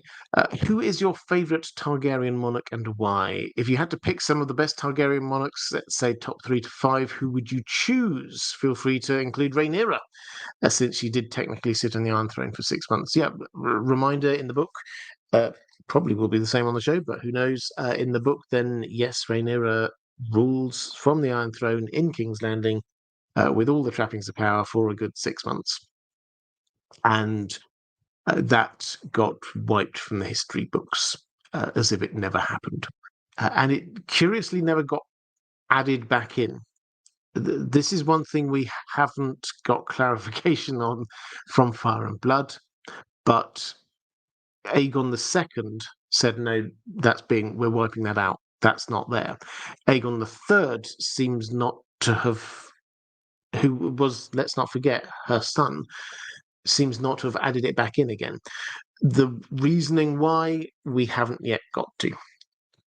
But who are some of my favourite? Well, I'll say what some of the Targaryen kings that I'm most intrigued by. So slightly more obscure, someone like Aenys the First seems fascinating. He was very bookish. I think the hints are there that he was a person who rediscovered prophecies. Perhaps Aegon's Song of Ice and Fire had been lost in the Dance of the Dragons. If so, I think Aenys is the favourite to have.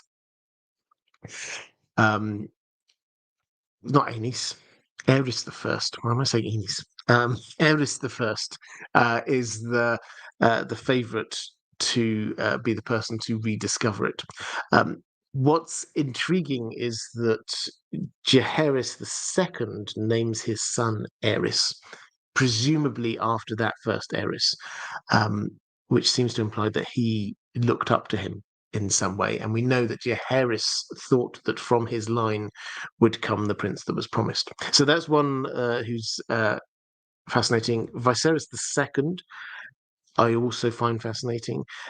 That one thread which will run through these people is that we haven't read about them yet in Fire and Blood. Therefore, there's a huge amount that we don't know. Viserys II himself didn't rule for very long, but was basically the hand of the king, power behind the throne for 3 kings before that. And he seems to have been incredibly competent, incredibly intelligent, and we don't know all of the details about what was driving him. And then similarly, Aegon V, Egg, what he was like as a king. I find this fascinating because we know really well what he was like as a boy. And we know quite a lot about when he became king, what he was trying to do, some of which seems really good stuff. Making sure that the small folk have more rights, taking powers away from the nobility, this kind of thing seems really quite egalitarian, the kind of things that we might want to get behind. But we are also told that he started becoming obsessed with dragons and hatching dragons. And I can't wait until we get that far in the Dunk and Egg books that we can actually see that shift in Egg. And why? Is there a thing which suddenly prompted it? Is this a slow move towards this obsession? Was there a particular reason that he started becoming obsessed? Did he read something? This is really intriguing for me because we do not know. We know where he ended up. We don't know how he got to that point.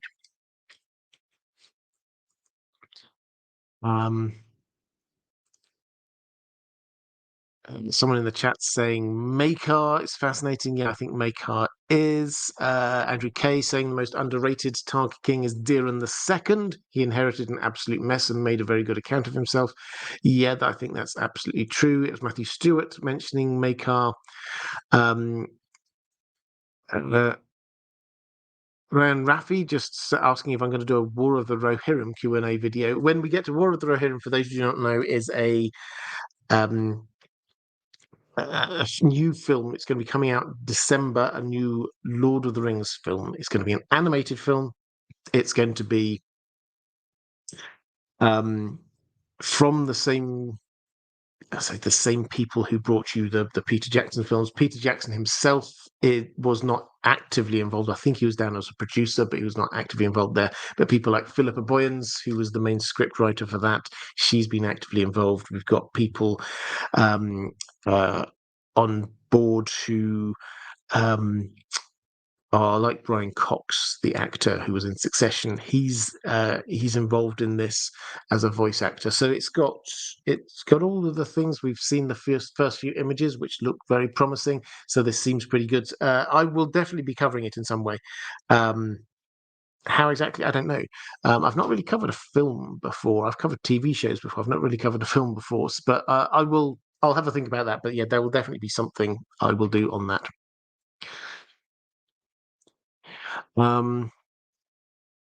Alhad, why did the Targaryens not bring dragon horns with them from Valyria? Just the fact that they existed meant Valyrians were aware of the uncertainty of the dragon bond. I couldn't find any answer in Fire and Blood. What do you think George is doing with this story element? This is a really interesting question. It's one that a lot of people have asked. Dany is aware of dragon horns.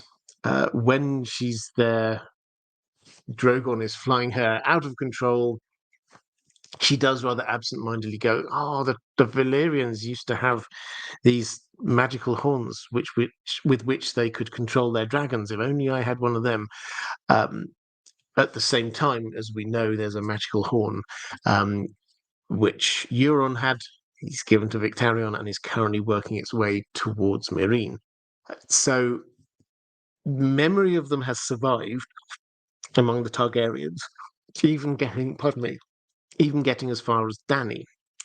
So why didn't they bring them? We do not have a definitive answer. Is the short answer here is George R. R. Martin has not written down, said, this is why they didn't bring any dragon horns with them. It's possible. It's possible that there were just a small number, and these were incredibly magical, and the Targaryens did not have one. Maybe they were not the top. There were 40 dragon riding families. They were not the top of that. They were just like one of the, not a minor one, but sort of like lower mid table, basically. So if there were only a few, perhaps they didn't have one. Perhaps they had to just be relying on the bond that they had with the dragon without actually having a dragon horn. That's possible. Perhaps they did have one and it tragically got lost or destroyed. That's possible. Or perhaps they decided that they wanted to do things differently, is another option, which is another mystery that we've got about the Targaryens. At some point, this will be answered, I'm sure. So the Targaryens did seem to do things differently when they moved. They went from Valyria over to Dragonstone, and the Valyrian freehold practiced slavery.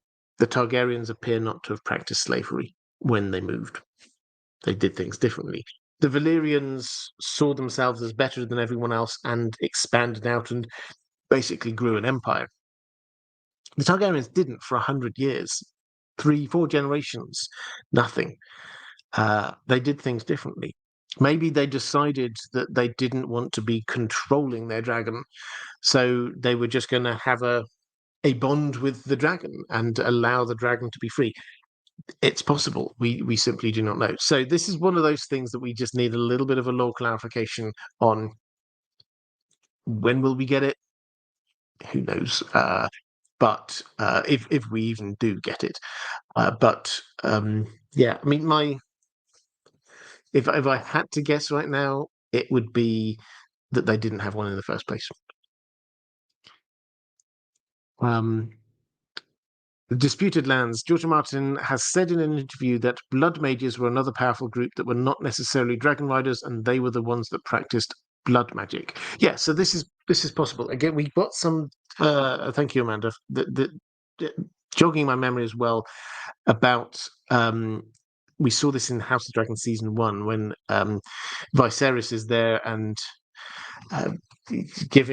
showing off his model to Alicent, and he sort of gives this little, and this is where the blood mages were, this is where the dragon riders were, that kind of thing. And it was very clear, yes, that there were the dragon riders who had the dragon bonding, and then you had the blood mages. Now, perhaps it was the blood mages who kept hold of the dragon horns. And so that's why it's not that individual families had them, it's that the dragon riders, the blood magicians, did have them. Matthew Stewart asking if the actor is large enough stature to play the Laughing Storm. It's quite, yeah. So the actor who is cast for that, I've forgotten his name. I'm terrible with the names of actors. Apologies, people. He is a really good actor. I've seen him in a few different things. He did not immediately cross my mind as looking physically like the Laughing Storm, but I think that I'm very happy to give him a chance to prove himself, because the Laughing Storm should be physically imposing, tall, broad, which the actor isn't particularly. But if he can carry off the characterization, then I'm okay with that.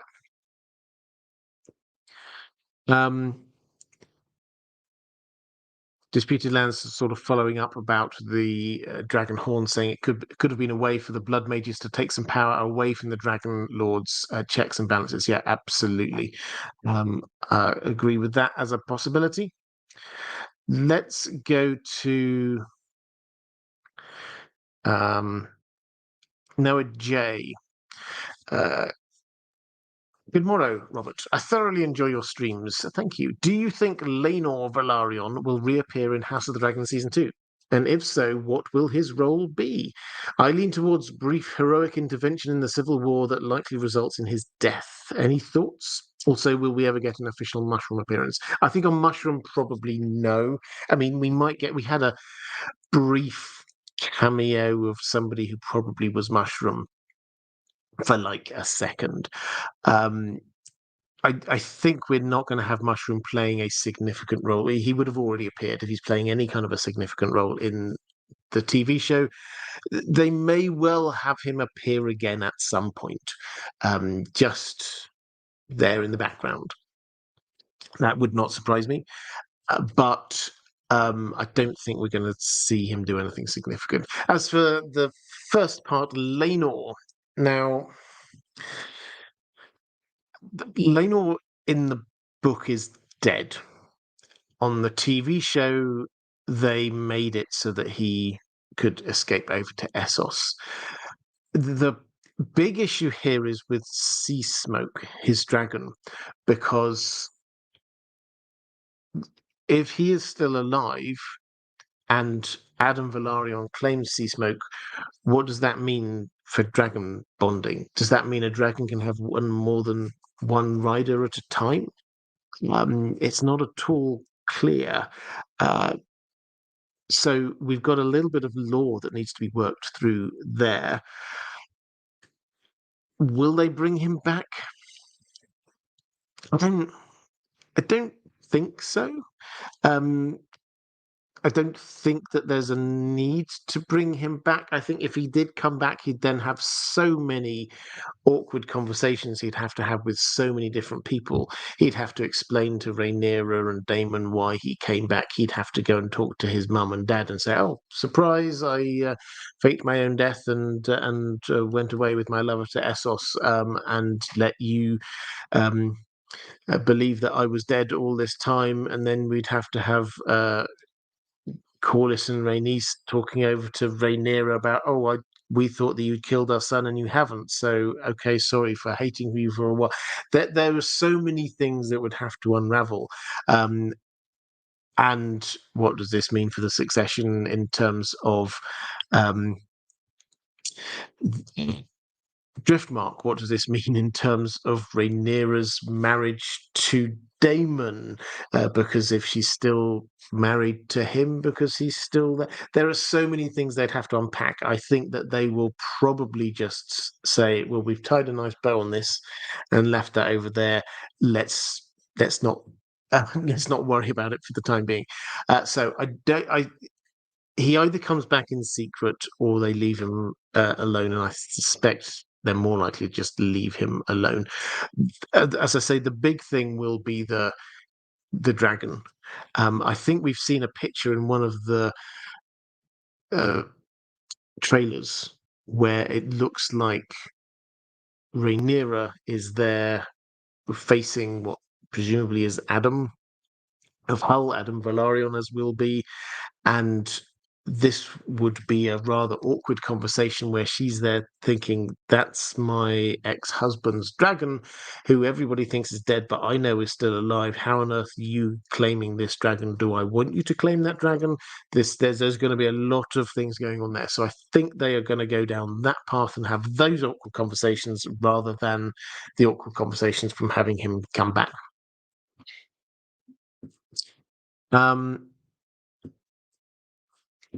Matthew Stewart saying, I could see him entering the Battle of the Gullet. Yes, but not on Dragonback. Let's go to April May saying, to me it reads like Laenor faked his death to run and hide from Daemon. That's an interesting reading of the book. That's not how I read it. I read it as much more likely that Daemon did actually kill him.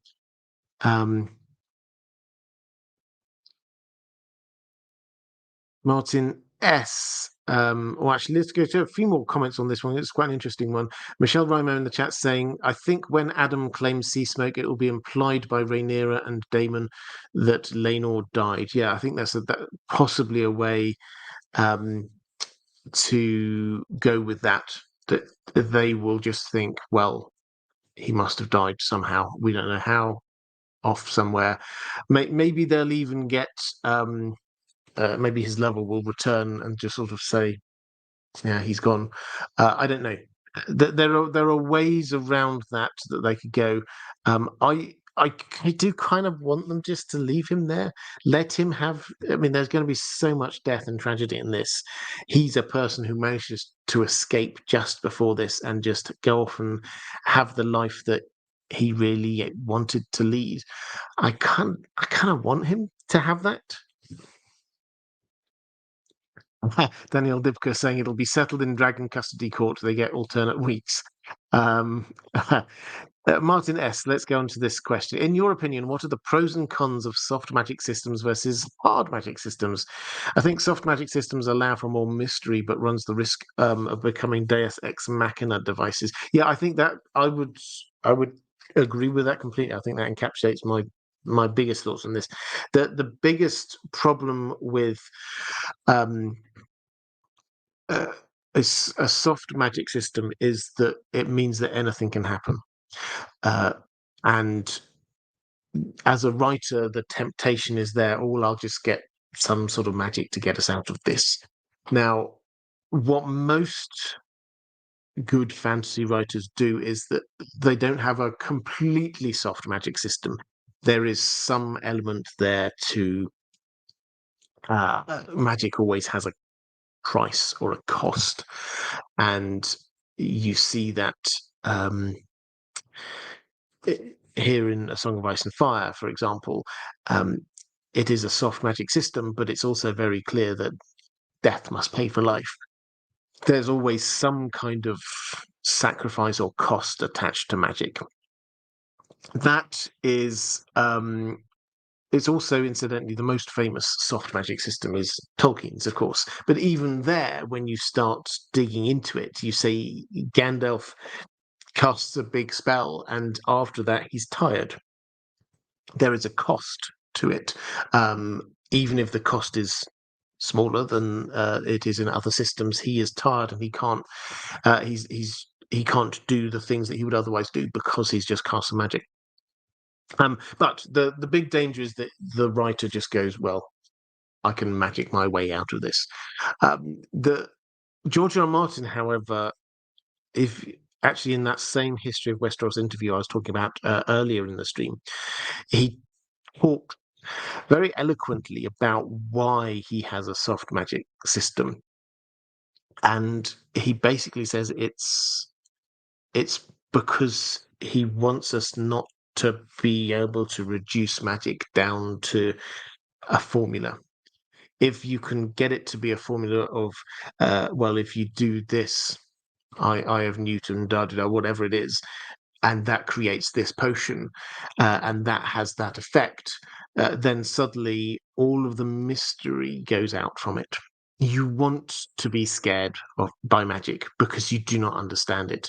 You want to be coming up against a magic user and be not sure what they are capable of doing because magic seems inexplicable. And he is very much in favor of that. This is the scary element that is there through folklore. What is possible? Why is the witch so scary? Because the witch can do stuff that we do not understand how how she can do it, what she is capable of. That's what makes her scary. The moment you say, "Oh, her power is reliant on her getting access to this one ingredient," suddenly she's not as scary because you just stop her getting that one ingredient to make her potion. So that's his argument in favor of soft magic systems. Now, um, I think it's a matter of writers' discretion, which works better for them. Personally, I do more towards the soft magic system. I'm very persuaded by George R. Martin's arguments on this. I think magic should be quite scary. I think that's um, part of the whole point of it. Okay, let's go to a question from I don't know, where do we get to? Jimmy, saying, "Hi Robert, thanks for the content. This community allows me to be far nerdier than my real life friends would ever do, and for that I'm very grateful. Well, that makes me very happy. I'm glad you've found a home here where you can nerd out with other people." One of our own. Oh, Nerd of the Rings is in that. Talking of one of our own, Nerd of the Rings is in the chat. Hi there, Matt. Great to see you. You've come in with, well, I'm talking about House of the Dragon and stuff like that, which I know that you're obviously more of a Lord of the Rings person. For those of you who do not know, Nerd of the Rings, fantastic Lord of the Rings channel. Do go and check it out. Got a lot of excellent videos over there. Let's go to so yeah, Jimmy was saying, why do most, if not all, readers accept Littlefinger's explanation about Joffrey's death? This is obviously, we're talking here, A Song of Ice and Fire. Why do the readers accept Littlefinger's explanation about Joffrey's death being planned? It seems to me that the real target for this poisoning was Tyrion, as a form of revenge on the Lannisters for stealing Sansa away from Highgarden and the Tyrells, and that the poison was not in the wine but in Tyrion's pie, or more likely the sauce that covered it. I think most readers believe Littlefinger's explanation because they see this through Sansa's POV. We see all of this through Sansa's POV, and she kind of figures it out. It's not just, yes, we do get Littlefinger saying all of the details of this plot, but she kind of figures this out. And a lot of it is the hairnet. She is given the hairnet by Sir Dontus at the beginning of the book. And it is clear that she loses, it's one of the pearls in the hairnet which contains the poison. And we get the Queen of Thorns. We see her come up and adjust the hairnet, take off one of those pearls and put it in to poison Joffrey. This also fits in with the way that Littlefinger works, is that this is the Queen of Thorns wanted Joffrey dead. He deliberately made sure that she knew what Joffrey was like. There was no way that she was ever going to allow her granddaughter to be marrying Joffrey because she knew what Joffrey was like. And so that kind of fits. Then Littlefinger loved creating chaos, so that kind of fits. But also, Littlefinger, we don't talk about it huge amounts because Littlefinger's got so much going on, but he really wanted to kill Tyrion because Tyrion knew that he lied about that dagger all the way back at the beginning, and he'd said to Cat that basically that was Tyrion's dagger, and that was the lie which started the road to war. And Tyrion figured out what was going on, and he basically told Littlefinger that he knew about this.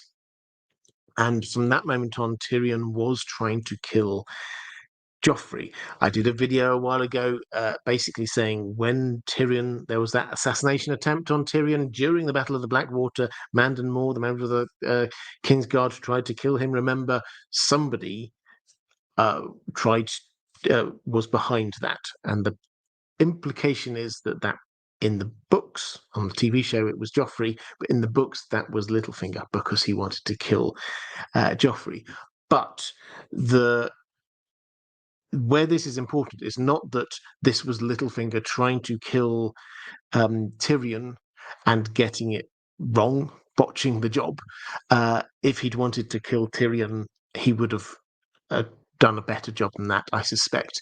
What, in fact, he was doing was trying to kill Joffrey and frame Tyrion, which he succeeded. And he knew that this would succeed because he knew that would be what Cersei was doing. He knew that he was going to get Tyrion angry because he hired the dwarves there, suggested to Joffrey that the dwarves get hired, which he knew would anger Tyrion, and Tyrion would start taking it on Joffrey. That would make him look suspicious. And also, he was going to spirit away Sansa, Tyrion's wife, and so make it look like this was all part of one big plot. So why do most people believe it? Because on this occasion, it seems to be the truth. It all stacks up. And at this stage, Littlefinger is trying to get Sansa to trust him, so he is actually trying to include her in his plans. First, last, saying, what do you think about the idea that the children broke the arm of Dawn not to stop humans, but to cut weirwood roots and stop the spread of corrupted weirwoods, shade trees in Essos? Yeah, I think it's a really interesting one. I don't know whether Amanda Disputed Lands is still in the chat. She's done a lot of really good videos focusing in on the links between the Shade of the Evening trees and the weirwood trees. I will just summarize that here, which is that they appear to be kind of mirror images of each other in a way. The Shade of the Evening trees, weirwoods, white bark, red leaves. Shade of the Evening tree, we've got black bark, blue leaves. They both seem to have this kind of taste drink that comes from them. Bran has this weirwood paste, and then Daenerys, when she goes to the House of the Undying, she also has to drink the purple liquid, basically. And both of them have the same taste experience. It's described in almost exactly the same way, that this tastes like something incredibly foul and horrible, then something amazing and wonderful, and it sort of changes taste, and the description is very similar. And in both cases, it seems to kind of awaken magic. So they appear to be this kind of like anti-weirwood tree, the opposite of weirwood trees, a corrupted version of weirwood trees. The working hypothesis I think most people have is that the breaking of the Arm of Dawn, which was the bit of land which connected the south of Dawn across to Essos, that got broken by the Ham of the Waters, by the Children of the Forest, and that did kind of break the link. The Weirwood network seems to be a network of trees underground that broke the link, so the trees on the other side were no longer connected to the trees in Westeros. Now, the question is, which way round does that go? What was that just a sacrifice that they made? They wanted to sever that link in order to try and stop the humans, and the sacrifice was that they were just letting that bit of the Weirwood network wither and die and corrupt? Or was it that part of the Weirwood network was withering and dying and being corrupted, and so they severed the link to prevent it coming across to Westeros? It's one of those things that it's not written out. You have to really dig into the text to try and piece this together. Once you do, you get that clear overarching idea, but there's not enough there to say for sure which way the causality goes.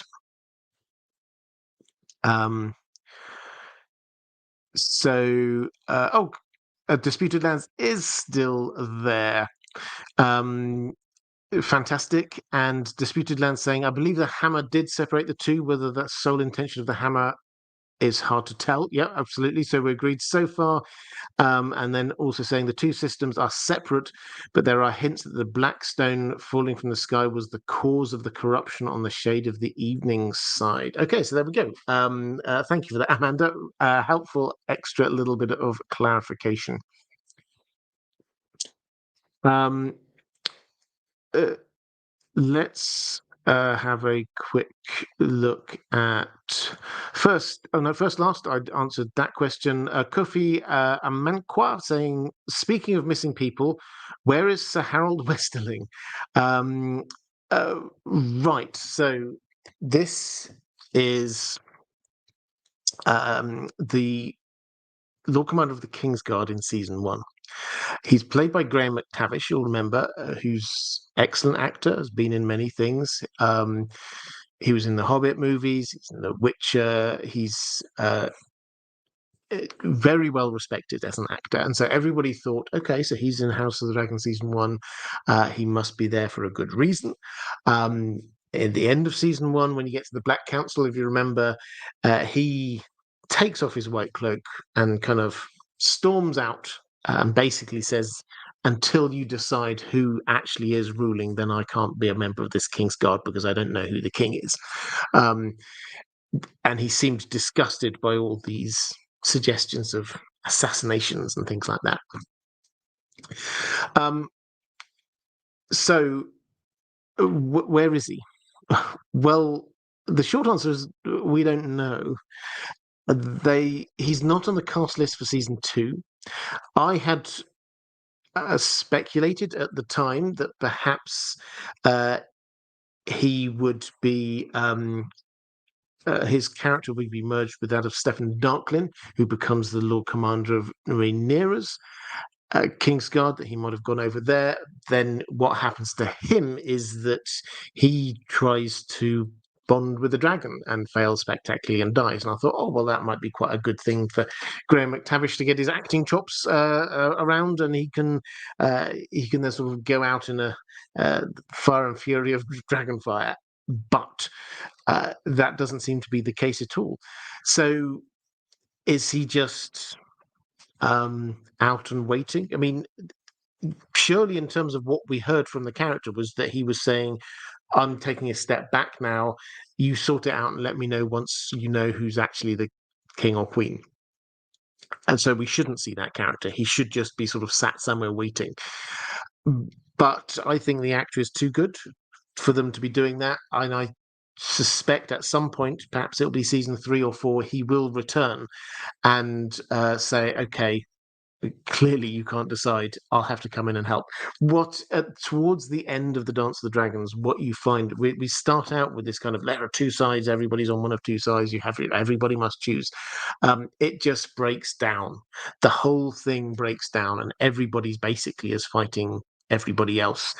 Factions break out here, left, right, and center, and it's not clear if there even is a king or ruler anymore. Lots of different people are claiming King's Landing.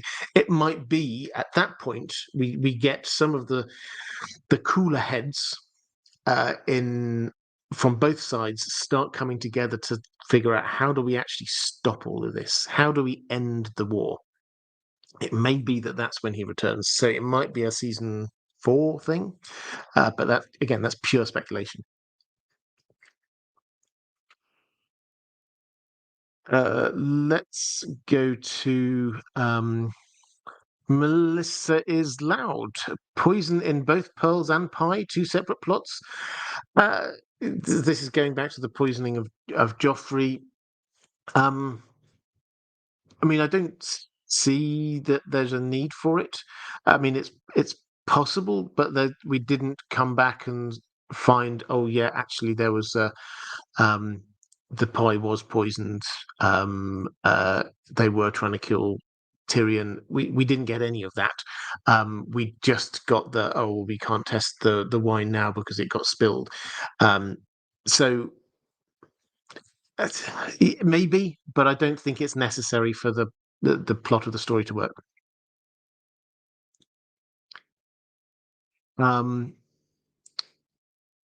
Let's go to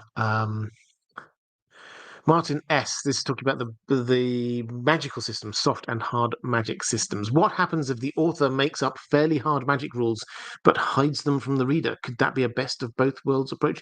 It could be. Trying to think of an example of how that might work. I mean, the standard kind of like witches making potions, oh, you must get me this and you must get me that, is along those kinds of lines, because the clear implication is that they know how to cast, they've learned this knowledge of how to create a potion or cast a spell or something along those lines, and it is kept a mystery from us because we do not know how it happens. We do not know where that law comes from. So it does sometimes get used, and it can retain that level there. One could argue that most soft magic systems can work or do work like that. The argument is that George R. R. Martin doesn't know how all of his magic works. I don't know if that's true. It may be that he does completely understand it all, but he just wishes to create this mystery for the reader.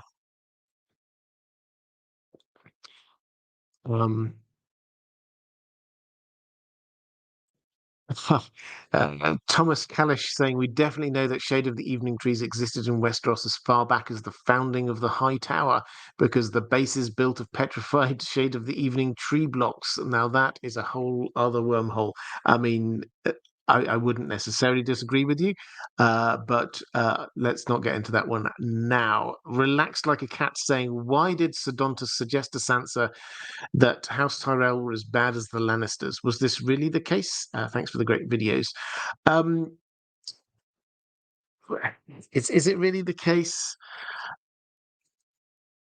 I think, well, first of all, you have to take Sodontus for what he is, which is he is a drunk and rather impressionable man. And so he is there feeding Sansa things that are from Littlefinger.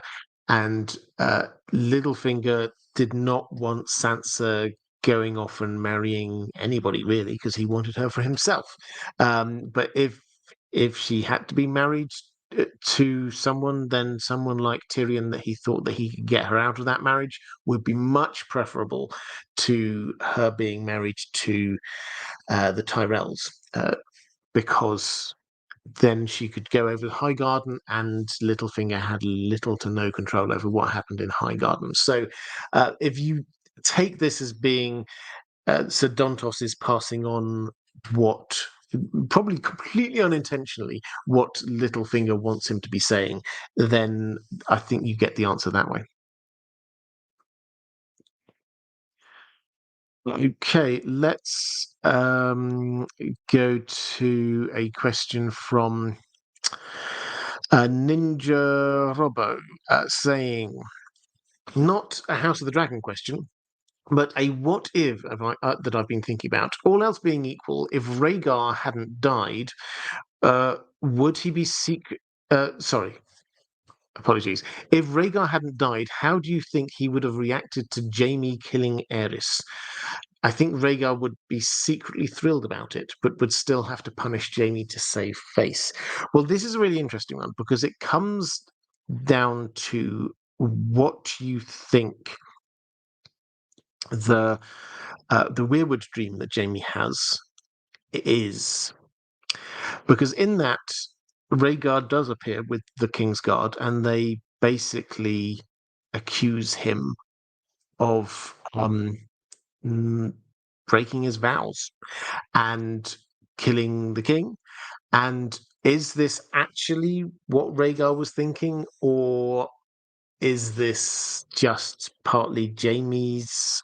We do know that he's got feelings of guilt to do with this. Not when I say he's got feelings of guilt, he thinks he did the right thing, but that doesn't mean that he doesn't feel. He knows that he broke his vows. So would Rhaegar? So Rhaegar, my personal take on Rhaegar and Aerys is this is his dad. He doesn't want him to be killed. He was trying, it would appear, or was about to launch some sort of a coup. Things are going to be different round here, he's saying. He's trying to get people on his side. The implication is that he was wanting there to be a regency. He was wanting his father just to be sort of shuffled off into some nice padded room somewhere, and Rhaegar could run the country in his stead. And everybody would accept the fact that Rhaegar technically is still king, but he's got no power or control anymore. That seems to be where Rhaegar was heading towards. Now, would he have wanted him dead? It's possible that if he knew what if Jaime had done, had saved all those people, Rhaegar seems like a good guy. And I think that if he believed Jaime that his father was about to kill all those people and had to be stopped, then maybe on a personal level he might well have been able to forgive him. But yes, there's no implication that Jaime and Rhaegar were desperately close. And therefore, it would probably make sense for him to send him up to the wall, perhaps. So I think I don't think he would have wanted his father dead. I think he might have understood why Jaime did it, but Rhaegar was so focused in on the prophecy of such things that his mind really would not have been on that. That was just a means to an end.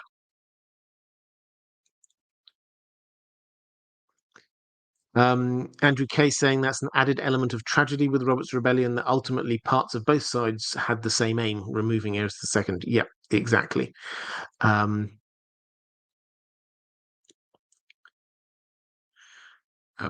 let's go to E. Marty. Did you ever go over the Gustave summarized drafts of the books from the Cushing Library? Good glass candle stuff. Love your videos. No, sorry, I don't.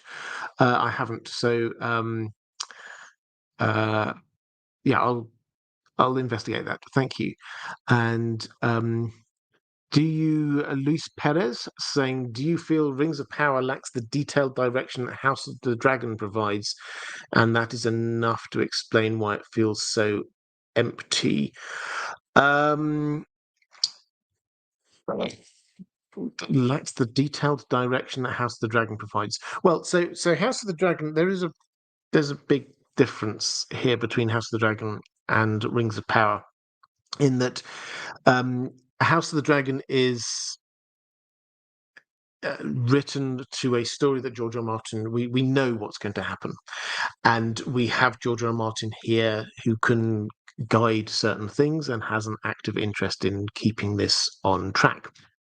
Rings of Power, there are many things I can and have said about Rings of Power. Rings of Power obviously doesn't have the author there hanging around in the background helping them out, and also has a really odd, I would almost say unique set of copyright circumstances that it's trying to deal with, which is it is trying to tell a story that they only have the rights to part of. And the story itself is a story that takes place over thousands of years, and they're trying to tell it in a short period of time. And it is a story where we know the main tentpoles of what happened in the story, but we don't know all of the details in between, so they're having to add in a huge amount of extra detail. So and every time they're trying to do something, they are faced with the question of, are they actually allowed to do that? Because they may or may not have the rights to do it. So that creates a completely different environment. to House of the Dragon. And so I think House of the Dragon, I would definitely agree, has got this very clear momentum. We can kind of feel it as we're going through. It's driving us through the story. It's increasingly, I think, they're presenting this as a classic tragedy where we've set up the characters, we've set up the situation, and you just give them a little push, and then everything is inevitable from then on. It can't go any other way because of who these people are and where they are. And that's the classical tragedy arc, is that you can't stop it. The momentum, it seems inevitable. We're going to this terrible place. Which is, for example, like the Romeo and Juliet as a tragedy. You set up these characters, you set up the situation, you just give them a little push, and then at the end, that's where we end up, because that was always inevitable from where we started. That's the kind of feel. Rings of Power doesn't have that kind of inevitability, because although we do know where the story roughly should be ending, they haven't got that same push that is taking through the story. So I don't know whether that's the exact answer you're after, but I think for me that's one of the things that sets the two apart in terms of what source material they each have to work on. Aegon Dragonborn, why can't dragons cross the wall, or why don't dragons cross the wall? Cregan implied that they are disoriented by the sense of the others. I would argue it has more to do with the magic of the wall itself. What's your take? Yeah, I don't know about it. Cregan was implying about the others. It's left vague. So we have got the description from Alison in Fire and Blood about what happened. She says that she tried to take her dragon Silverwing to fly over the wall, and it refused. And she tried 3-4 times, it refused, and it troubled her. Now, the implication we have is not that this is something to do with the other. It doesn't like the dragons don't like the cold, definitely. So there's an element of I don't really want to go any further north. There's definitely an element of that. There might be an element of there's some evil lurking up there, but the clear implication is that there's a barrier. The wall we think of as being a physical barrier. Actually, its foundations, we're told when it was built, its foundations had magic put into it. This is a magical barrier that a physical barrier has built up. The wall started at a normal wall height. It might have been a high wall, but it was a normal wall height. And it has got to the height it is now by generation after generation after generation of the Night's Watch, just adding a little bit, adding another little bit, adding another little bit. And it's just grown and grown and grown. The barrier is not the wall itself physically, it's the magic. And we see this again and again in different ways, and you can try and add up what it all means, but you get cold hands who can't cross the wall, even though there's a way through. There's a gate open. He cannot physically pass through there. There seems to be a barrier when John is on one side of the wall and Ghost, his direwolf, is on the other side of the wall. John can't sense Ghost. There's a barrier in the way there. There's plenty of other examples about this, the fact that it's a magical barrier, and that seems to be the thing that is preventing dragons from crossing. Melisandre calls it a hinge in the world, which is kind of implying that it's sort of like that's a fixed point which you cannot cross. It's things are different on one side and the other. So that's the kind of the feel. I think it's more to do with the magic of the wall, not this kind of sense of the others. Marty, for TK Dol Amroth, can we get a mushroom video, please? His stories are great, which are true. Maybe a Tyrannic. I actually have started writing a video about mushroom with pretty much that exact title. Something along the lines of is mushroom right? So keep an eye out for that. At some point, that will be coming out. Some point in the next month or so, that will be a video. I think that's me caught up in the chat for the moment. So let's go to Corvus Corax. Hi, Robert and Dan the dog. Do you think there are consequences to leaving the Faceless Men after the higher mysteries are learned? I always assumed that Arya's link to the name Nymeria was her constant search for a home. Her ending in the show, taking to the ship, left me miffed after all her work. But perhaps the Faceless Men cult does not allow apostates in the books, prompting her flight. What are your thoughts? Well, yes. So the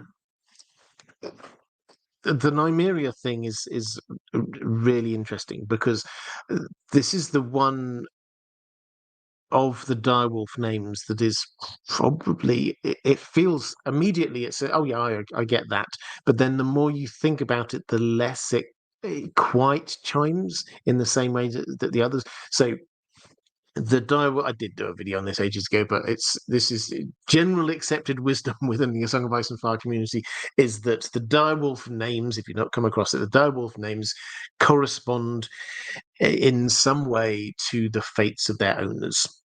And so you get Ghost, obvious example, Ghost being connected to John. John is going to die, but then come back like a ghost. Rickon, Shaggy Dog. He's like a Shaggy Dog story, a long rambling story that actually doesn't really get you anywhere. That's going to be his kind of fate. That's the kind of feel we've got to it. Sansa, Lady, she is going to end up perhaps being the Lady of Winterfell. Nymeria, you think immediately, oh, so Nymeria, warrior princess, warrior queen, basically. Okay, yeah, that sounds right for Arya. And then you kind of dig into, okay, yeah, maybe this also means so Nymeria actually, she was the leader of her people. Yeah, she may well have been a warrior, but the main thing about her was the fact that she led her people to find a new home. And that does also kind of fit for Arya. But in terms of her eventual fate, what does that mean? Does that mean that she sails off like Nymeria sailed off? That's possible. So I don't hate the sailing off to the west. Nymeria sailed off to the west. Well, to the south, but eventually she headed west. So I don't hate it. I just think that there might be other endings for her. But in terms of your main question about what the Faceless Men think of people who have learned their higher mysteries just being out there. Now, when I did my videos about the Faceless Men, one of the I think the most important thing to remember about the Faceless Men, they are not just a cult of cool assassins. This is a religious order. And they have fundamental beliefs. And these things like all men must die is a fundamental belief for them. This is not just a cool catchphrase. This is something they actively believe. They basically worship the god of death. Everyone, everything must die. Everything has its time. And this fits in with the fact that you can go to their temple if you wish to end things yourself, or if you wish to end things for someone else, then you could pay them to do that. This is their raison d'etre, and they will look out there in the world and they will actually suddenly see heresy everywhere. People are not dying. All men must die. No, they don't. Not if you've got the others coming, taking these dead bodies and using them as an army. What not if you've got people like Jon Snow coming back from the death, Lady Stoneheart, Beric Dondarrion. What about what Qyburn's doing? creating zombie mountain. This is heresy going on everywhere. So my that bit I think is reasonably clear. The question is, what does this therefore mean for Arya and the Faceless Men? I think that she will head off, having learned some, probably not all of their higher mysteries, so to speak. She's already started learning quite a few of them. Um, I think it makes sense to me. There's no evidence for this yet. We'll have to wait and see. But it makes sense that they might let her go because they know who is on her kill list. They know that she is about to go out there, and on her list is the Mountain, who is one of these people who has to die because he should have died and then he's not. One of the people on her list is Cersei, who is the person who is bankrolling Qyburn, who is doing all of this stuff. I think that they will be happy for her to be going out, and they will view and using the skills she's learned to actually further their own agenda. The question is what happens after that. And I'm not so sure on that. But in the short term, I think they'll be happy.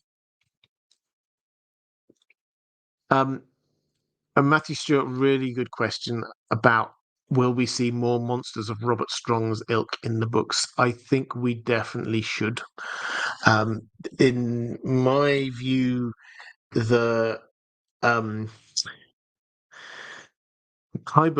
is Qyburn's life's work, is discovering about life and death and life after death and what lingers in his language. He has created Robert Strong, and I think that he's almost certainly not going to go, right, that's it, I'm done. Job done, finished.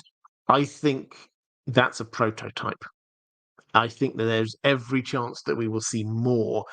Now Qyburn's figured out the principle. I think that we're going to see more of that coming along. So more horror from George R. R. Martin. He loves writing horror, and we're going to get more and more of it.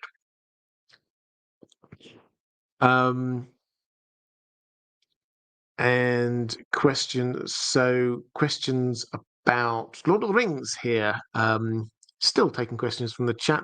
Song of Ice and Fire, a couple of Lord of the Rings ones, just to round this one off.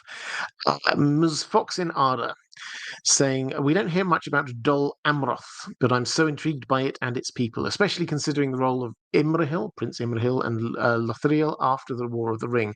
I always imagined Dol Amroth like Italy in the Middle Ages, the gateway to the east of Arda.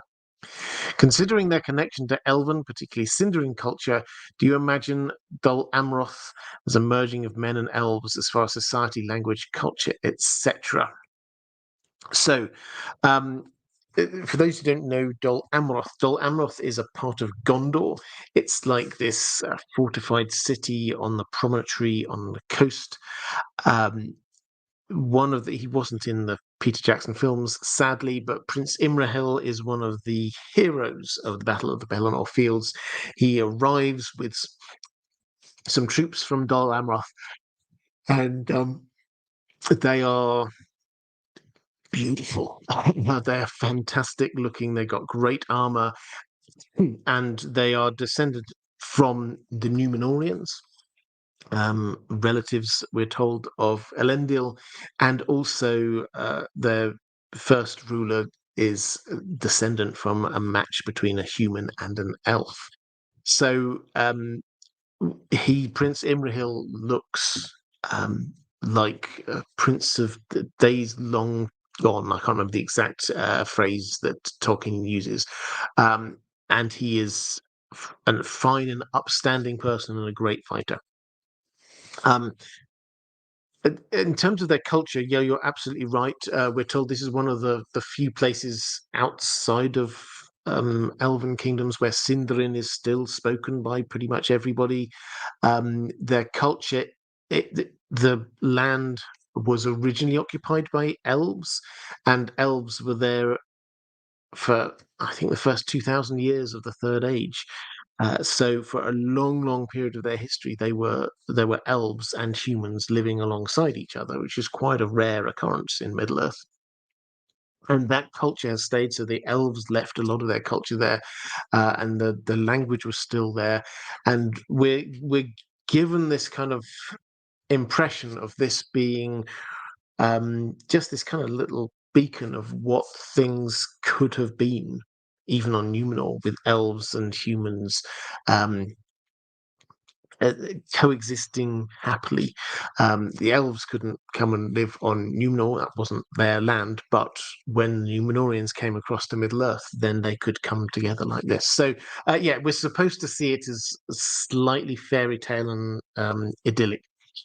Um, he then asked whether Eomer and Eowyn spoke or understood Sindarin, considering Theoden's heritage, linking them to Dol Amroth. So Theoden, one of his ancestors several generations back, came from Dol Amroth. The clear implication is that Theoden isn't. He hasn't inherited much from there at all. I don't think we know that he speaks Sindarin, so he probably didn't pass that on down to Eowyn, um, uh, or Eowyn or Eomer. So I think the short answer is no. The people of Rohan are archetypal human. That's what Tolkien is trying to present them as. These are human. They're not sort of descended from elves and the great Numenorians. These are very much sort of Middle Earth kind of people. Um, and then finally, you say, what do you think they did for over a month at the field of Cormallen between the Battle of Morannon and the crowning of Elisar? Was it all parties and feasts, or politicking and routing of orcs and Easterlings after the fall of Sauron? Well, a bit of both. So there's a gap of about a month between. Well, after the last battle that is there, you remember the one that for Frodo and they're just outside the gates of Mordor, and then that's the moment that the ring gets destroyed, and so uh, Sauron's forces are routed. Now, there's a they find Frodo and Sam, and they sort of honor them and the hobbits. That's not on the on the films. Then that was all at Minas Tirith, which was all very beautiful. But they did that basically on the battlefield in the book, and then they sort of hung around for a month or so before Aragorn got crowned. So what are they doing? Well, a lot of different things. We're not told exactly, but yes, there had been a war. There were casualties. People had they're licking of wounds. Um, there will have been an expeditionary force just to figure out what on earth is going on. The orcs all ran away, or some of them threw themselves into cracks in the ground. Some of them turned on each other. They were all over the place, but it wasn't just orcs.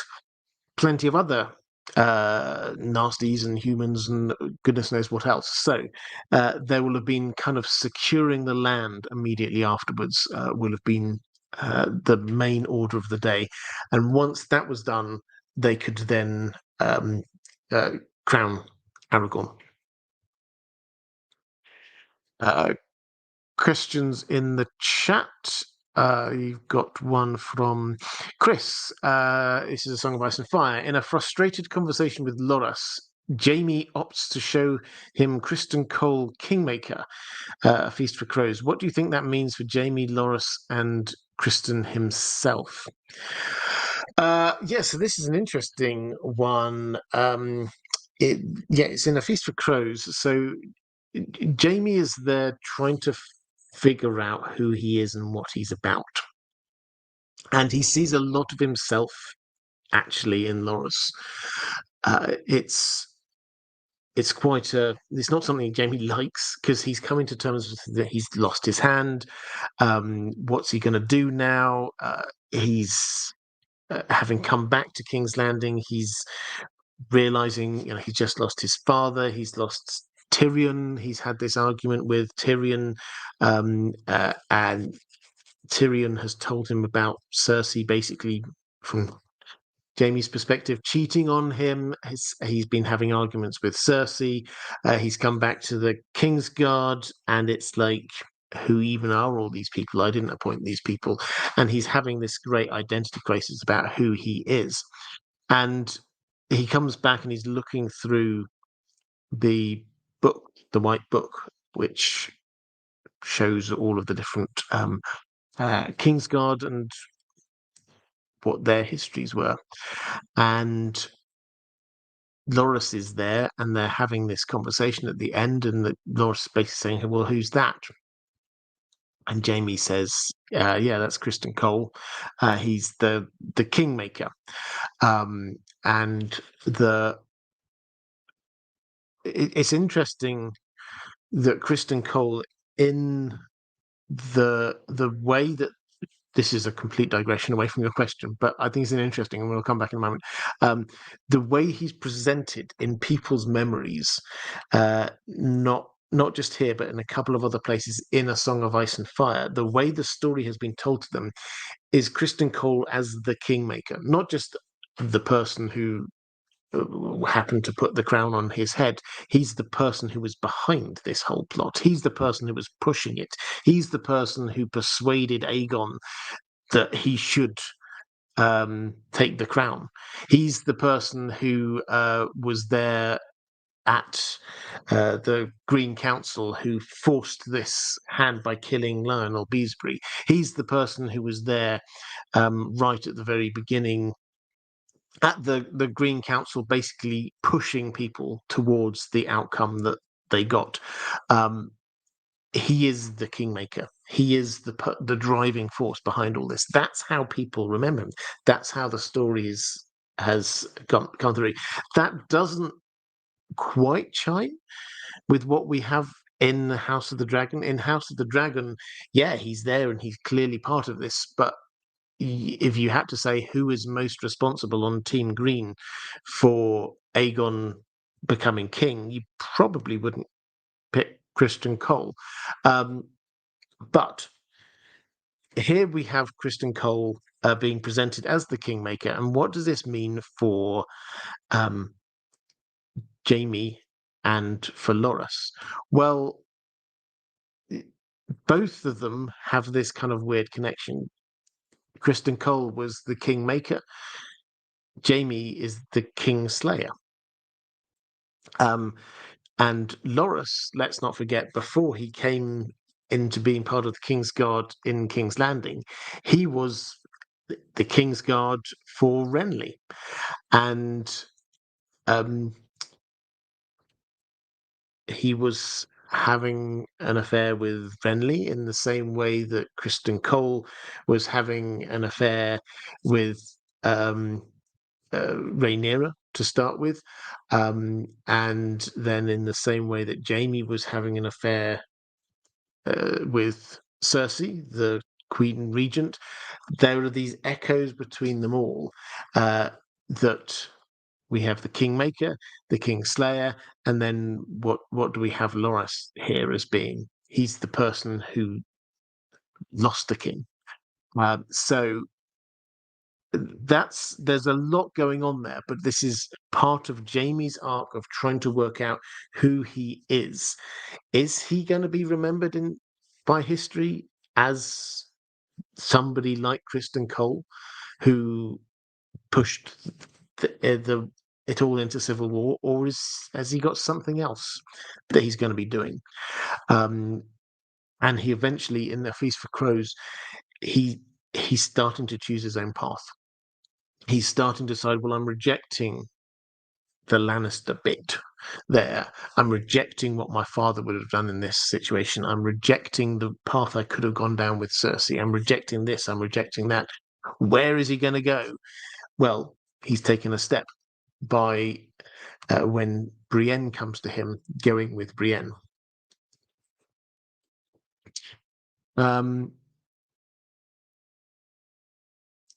Question from Chris.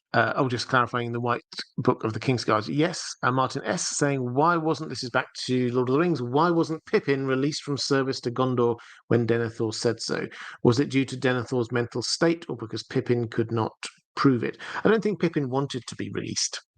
Pippin saw this as a great honour and stayed. And to the extent that Merry and Pippin, at the end of their lives, they travel first to Rohan, then to Gondor, to be buried by Aragorn, not back in the Shire.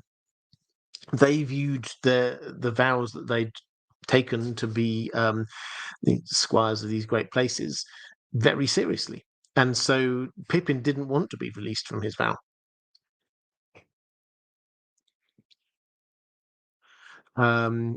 Chris just saying I answered perfectly. Thank you. I'm glad. Always happy to help.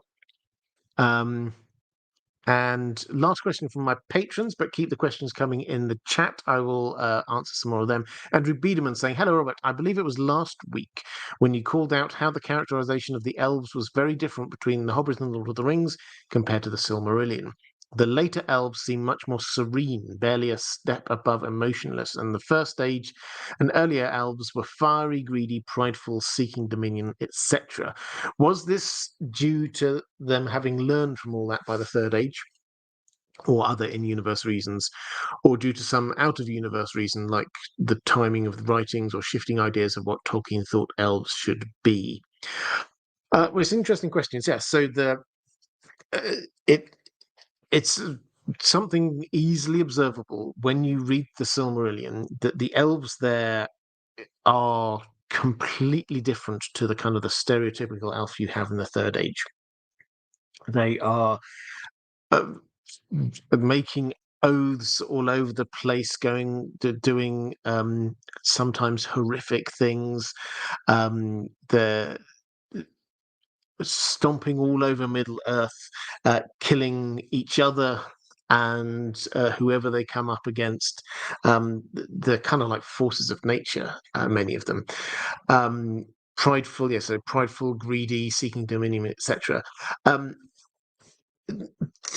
That is a big contrast to how we kind of imagine the third age elves are.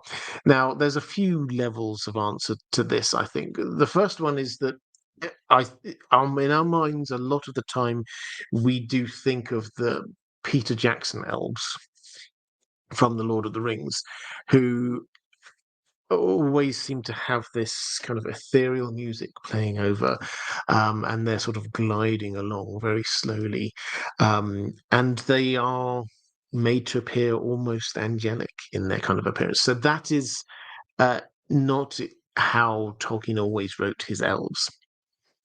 That is definitely true for some of them, but not all of them. So the second point, I think, is to say that there are some elves of the third age that do seem to be quite like those elves of the first age, and those are the elves of Northern Mirkwood under Thranduil. Just think, if you think back to The Hobbit, what are those elves about? They're out in the forest, they're having feasts and fun and laughs, and then they capture dwarves without really good cause. When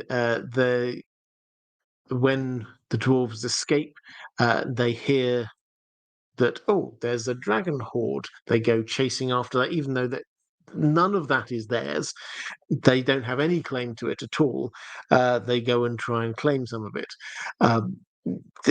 They are very much like the elves that we see back in the First Age.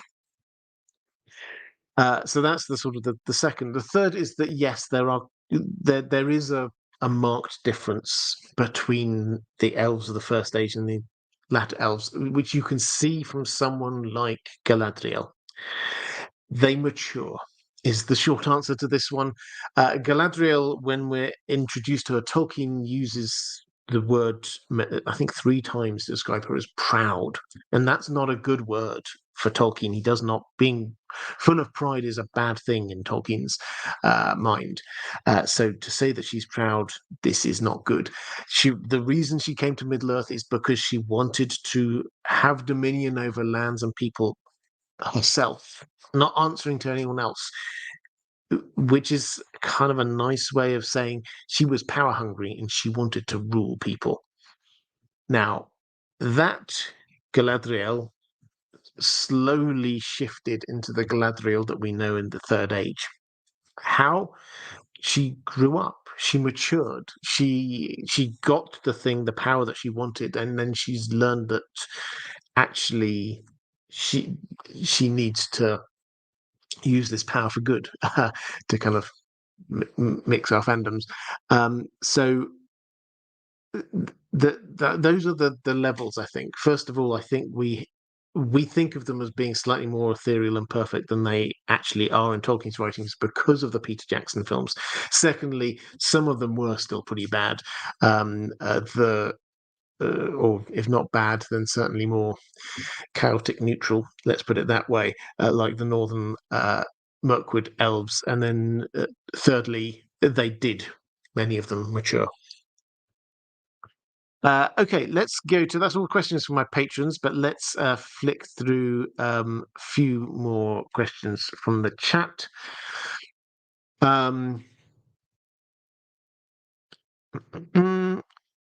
So Jordan Vicarius Remenda saying, do you think George R. R. Martin has a family he is most fond of? I have a theory it's the Starks. George R. R. Martin donates a lot to a sanctuary for wolves. Yeah, I think he definitely loves the Starks as a family. I mean, the Targaryens have definitely grown on him, it has to be said. But the starting point for this book, let's not forget, whose perspective did we see this from? The Starks. We have points of view from Ned and from Cat and from Jon and from Arya and from Bran and from Sansa. We have all of these points of view from the Starks in book one, plus Tyrion and Daenerys. And it's just like, this is the Stark story. He wanted us to be on Team Stark at the start of this. Slowly over time, he adds in these extra characters. Here's Jaime, here's Cersei, here's whoever. Adds in these other characters, so we start to understand more of what's going on around the rest of the story, and we can start getting sympathy for other characters. But we are supposed to start with sympathy for House Stark. As for other houses, I think the kinds of houses that he has a soft spot for are probably the houses that we do, like House Dayne, House Reed. He's made them interesting, but that's because he knows stuff that we don't.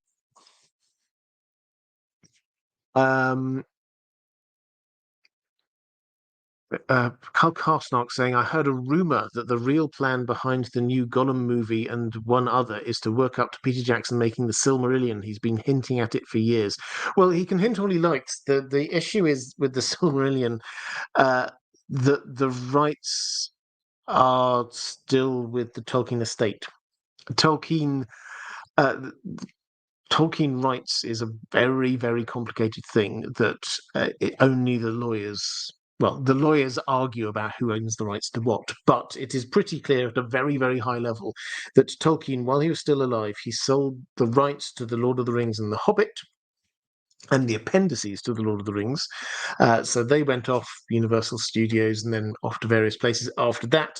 And it ended up with the rights to be able to make films from those source materials being with Warner Brothers and New Line Cinema, and TV shows have gone to Amazon. So that, at a very high level, that's it. But the rights to the Silmarillion remain with the Tolkien estate. So somebody would have to buy them from the Tolkien estate in order to make a film of the Silmarillion. So as much as Peter Jackson might want to, at the moment he can't. There is a rights issue to do with these extra films. If you've missed it, there are going to be some extra films being made, which is that Warner Brothers' right to make films was dependent on them making films at least once every however many years. And if they wish to retain those rights, then they have to make more films. So that is the driver. And I'm sure they're also, the money men will want them to be making more films as well. But that is the driver for why they're making more films now.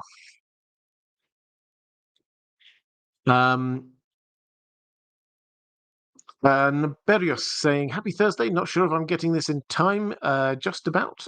Here's hoping. Do you think the Lovecraft Eldritch horror related stuff will make a showing before the end of the story or stay in the myths? As he's the most tied to the main characters, do you think Euron will provide the most direct display of human based magic at some point?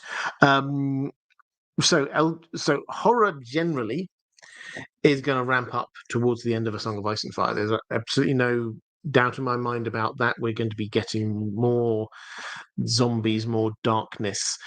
John's story is going to be taking a dark turn. Arya's story is going to keep on going down a very dark kind of path. Bran's story is heading down a very dark path.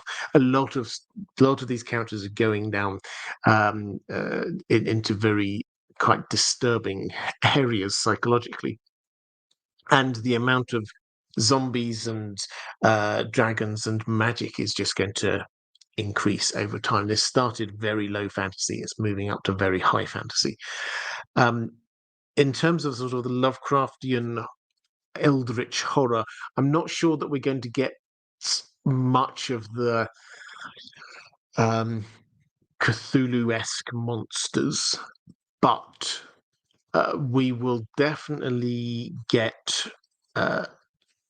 some pretty crazy stuff coming from Euron, which is the sort of the second part of what you're asking there.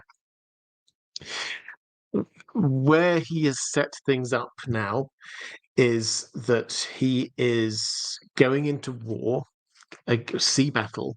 He is strapping to the front of the prows of his ship wizards, priests, and the woman who is currently pregnant with his child. He is the king, so that is king's blood. These are sacrifices that are going to be made in this huge sea battle which is about to happen. Do not be surprised if we've heard so many times about Krakens. They are going to appear at some point. Do not be surprised if they appear during this battle or just after this battle. We're told that they get attracted by blood in the sea. He is deliberately creating blood in the sea. This is going to happen at the same time. He seems to be timing it at the same time as we get Victarion arriving over in Slaver's Bay and trying to, or using the dragon binder, the magic horn, to try and bind a dragon to him. Euron is almost certainly one step ahead of him, and maybe the bonding will work, but it'll be for him and a dragon. So if we get a Kraken and a dragon appearing at the same time off the southwest coast of Westeros, that will be pretty ridiculous. Okay, let's have a last quick check. I think Chaos Ballerina saying, I still want Euron to be eaten by his own Kraken. A godless man cannot sit the sea stone chair after all. Well, he may well. And I think he will end in a blaze of glory. My feeling on Euron, though, is very much that he is the Saruman of this piece. He wants the big baddies, the others have been dealt with, and whatever's happening with the dragons has happened. Euron will still be there, and our heroes are going to have to take one last deep breath and then deal with Euron. That's my kind of instinct at the moment. We'll have to see whether that pans out, but he is setting himself up as being the secondary big baddie. Okay, and with that, I will start to draw this one to a close.